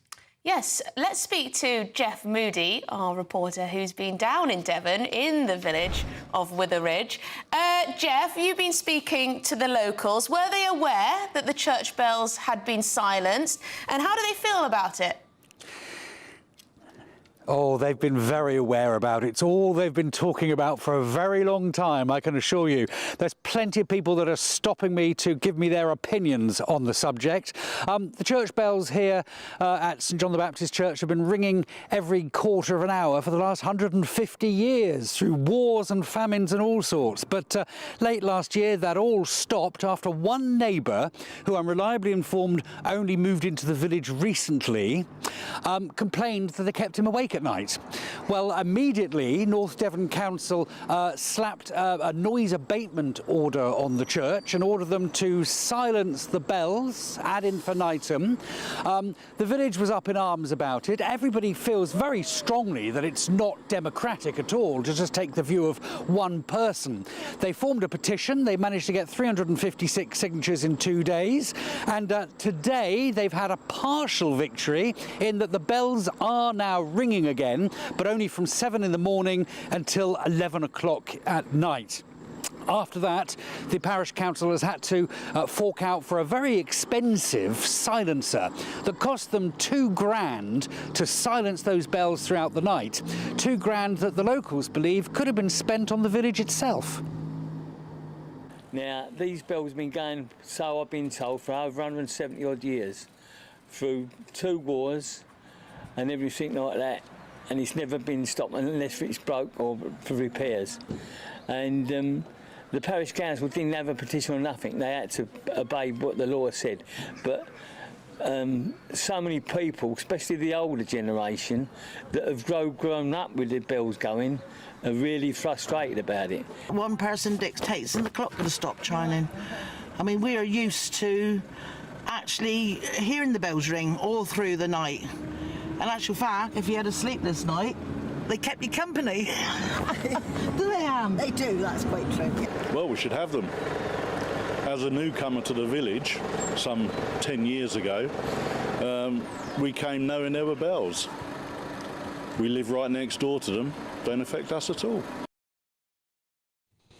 Well, you think the residents would be pleased that the bells are ringing again, but oh no, they still believe very firmly that they should be ringing all night long. They want to form another petition. They also want to appeal against the decision. And the hope is that before very long, the church bells will be ringing out throughout the night as normal here in Witheridge. Jeff, it is an extraordinary story, because I suppose to a lot of people they'd think that they didn't really want church bells to go through the night. But as your package rightly says, is when you're speaking to those people, those locals who've lived there for years and years, for decades and decades, they moved to the village knowing that this was the unique feature of this church. This is how this church has been for 150 years. And some outsider has the gall to rock up in the village and decide that he doesn't fancy it, he doesn't like it.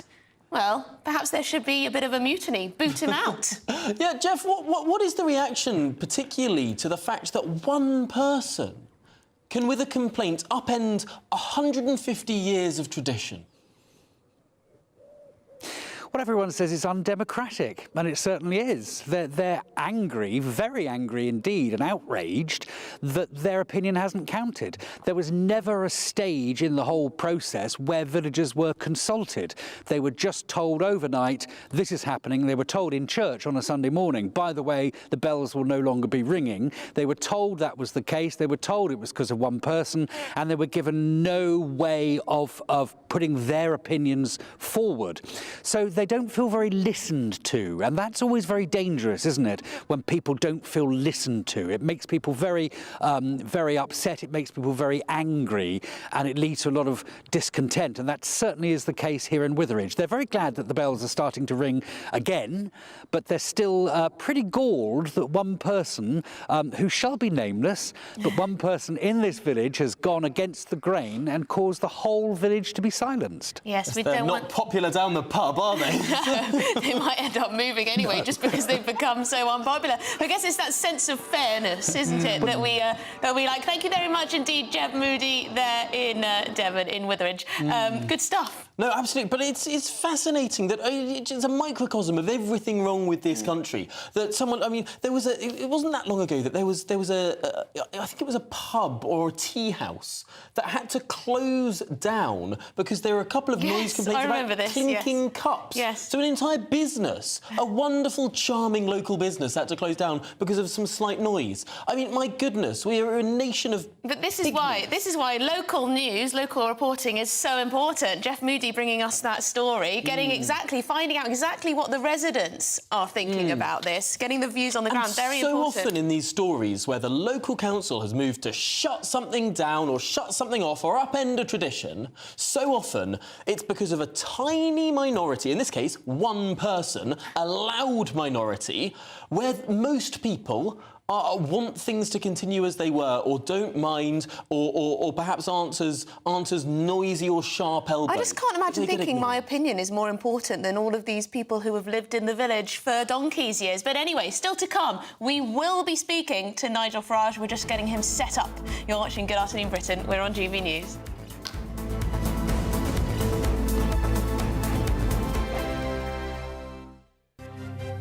GB News Breakfast. Every day from 6 a.m.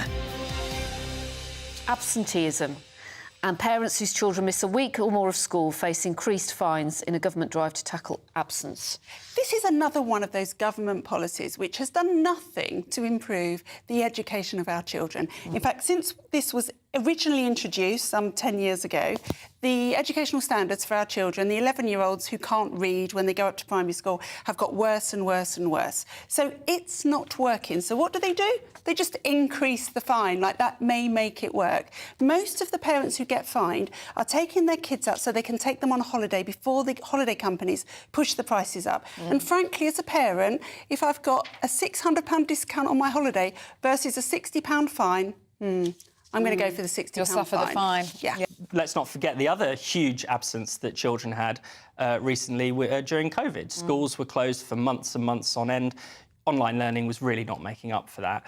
So how could, it's very difficult for the government to say it was fine for us to take your kids out of school for months, but if you take them off for a few days to go to Disneyland, then you are the worst parent ever and you should be... But also, it's the pandemic that caused some of the problems with absenteeism now. Absolutely. Because the mental health issues that some of these children now have. And there are tens of thousands of children, they call them ghost children, that have simply disappeared from the school register. So it would be nice... It's really, really scary situation. I'm not saying that the government is, taking great measures. Well, I think one of their plans is to have a national register, which would help with that. Which would definitely help. But I think they can't deal with the real problem, so they're going after actually perfectly, decent parents who are just taking the odd day off, to save money, frankly. Every Sunday from 11, join Michael Portillo. There will be topical discussion, looking at the week before and the week to come. So kick back and relax at 11 a.m. on Sundays on GB News with me, Michael Portillo. GB News, the People's Channel, Britain's news channel. I'm Andrew Doyle. Join me at 7 o'clock every Sunday night for Free Speech Nation, the show where I tackle the week's biggest stories in politics and current affairs with the help of my 2 comedian panellists and a variety of special guests. Free Speech Nation, Sunday nights from 7 on GB News, the People's Channel, Britain's news channel. Your weekend starts here with Friday Night Live with me, Mark Dolan, 8 till 9 on GB News. Big stories, big guests and big laughs as we get you ready for a cracking weekend. That's Friday Night Live with Mark Dolan. Fridays 8 till 9 on GB News. Bring your own drinks. The admission's free.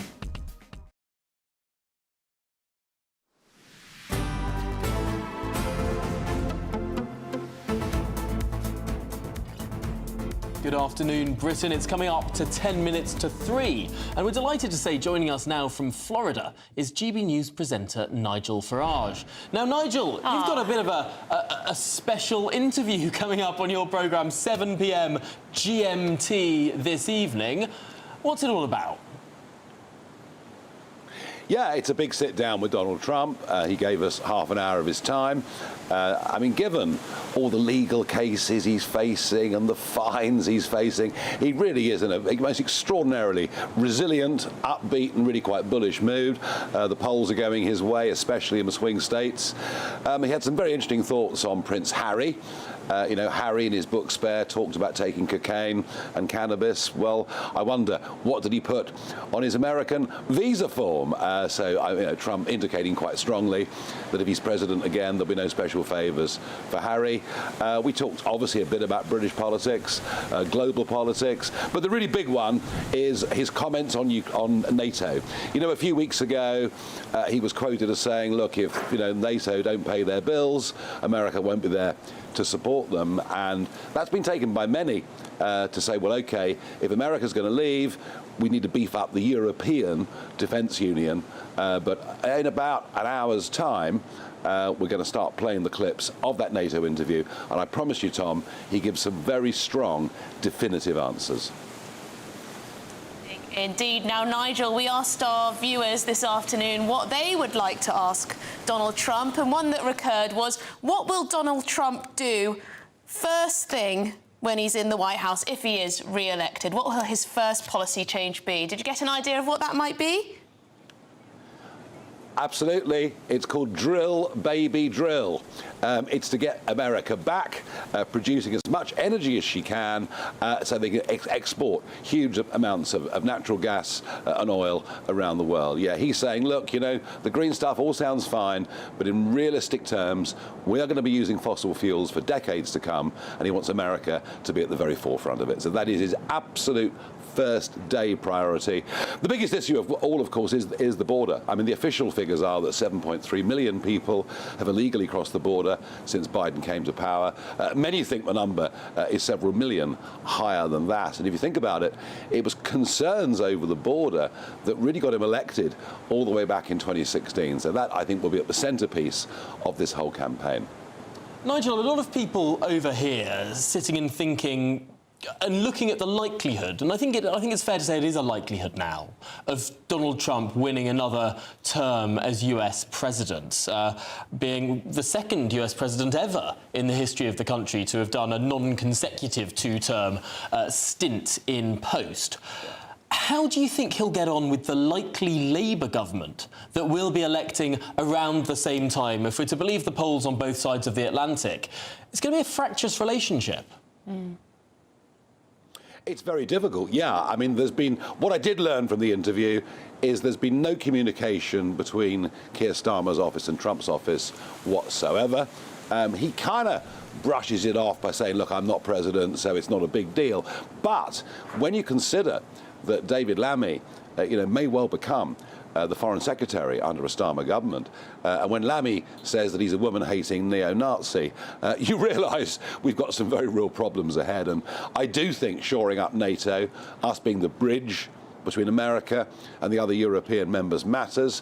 I do think, we may sign little trade deals with Texas, but I do think an all-encompassing trade deal would be a very good thing for our economy, particularly for financial services. So the relationship matters, and this is why I've been hinting over the last couple of weeks that under a Starmer government, Starmer's going to need an ambassador in Washington that actually has a relationship and can get into that Oval Office. It's going to be very, very important.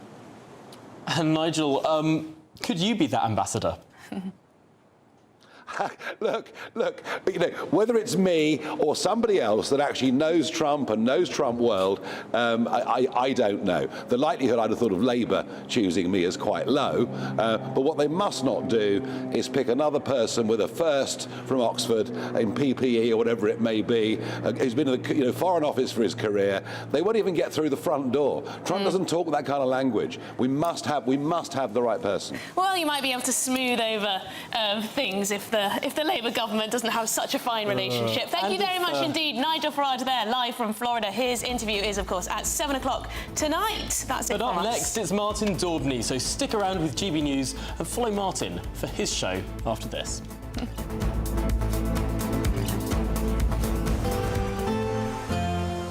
A brighter outlook with Box Solar, sponsors of weather on GB News.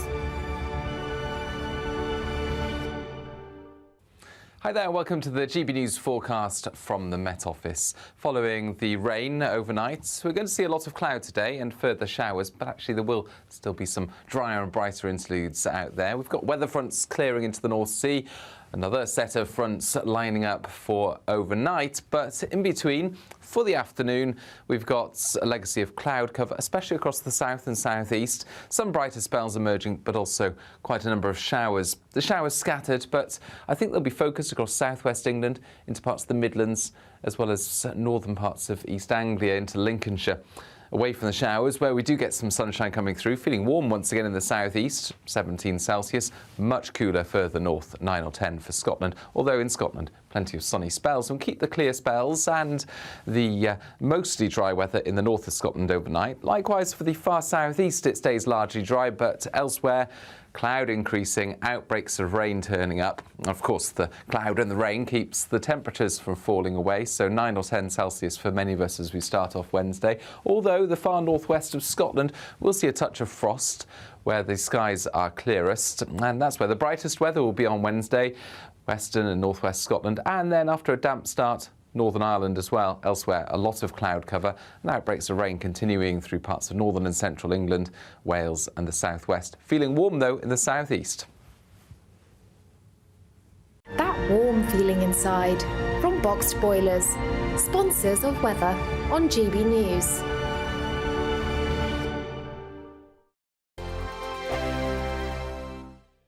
There's still time to win our giveaway packed with seasonal essentials. First, there's an incredible £12,345 in tax-free cash to be won. Cash to make your bank account bloom. Plus a spring shopping spree with £500 in shopping vouchers to spend in the store of your choice. And finally, a garden gadget package including a handheld games console, a portable smart speaker and a pizza oven. For another chance to win the vouchers, the treats and £12,345 in tax-free cash, text GB-WIN to 84902. Text costs £2 plus one standard network rate message, or post your name and number to GB03 PO Box 8690 Derby DE1 9TT. UK only. Entrance must be 18 or over. Lines close at 5 p.m. on Friday the 29th of March. Full terms and privacy notice at gbnews.com/win. Please check the closing time if watching or listening on demand. Good luck.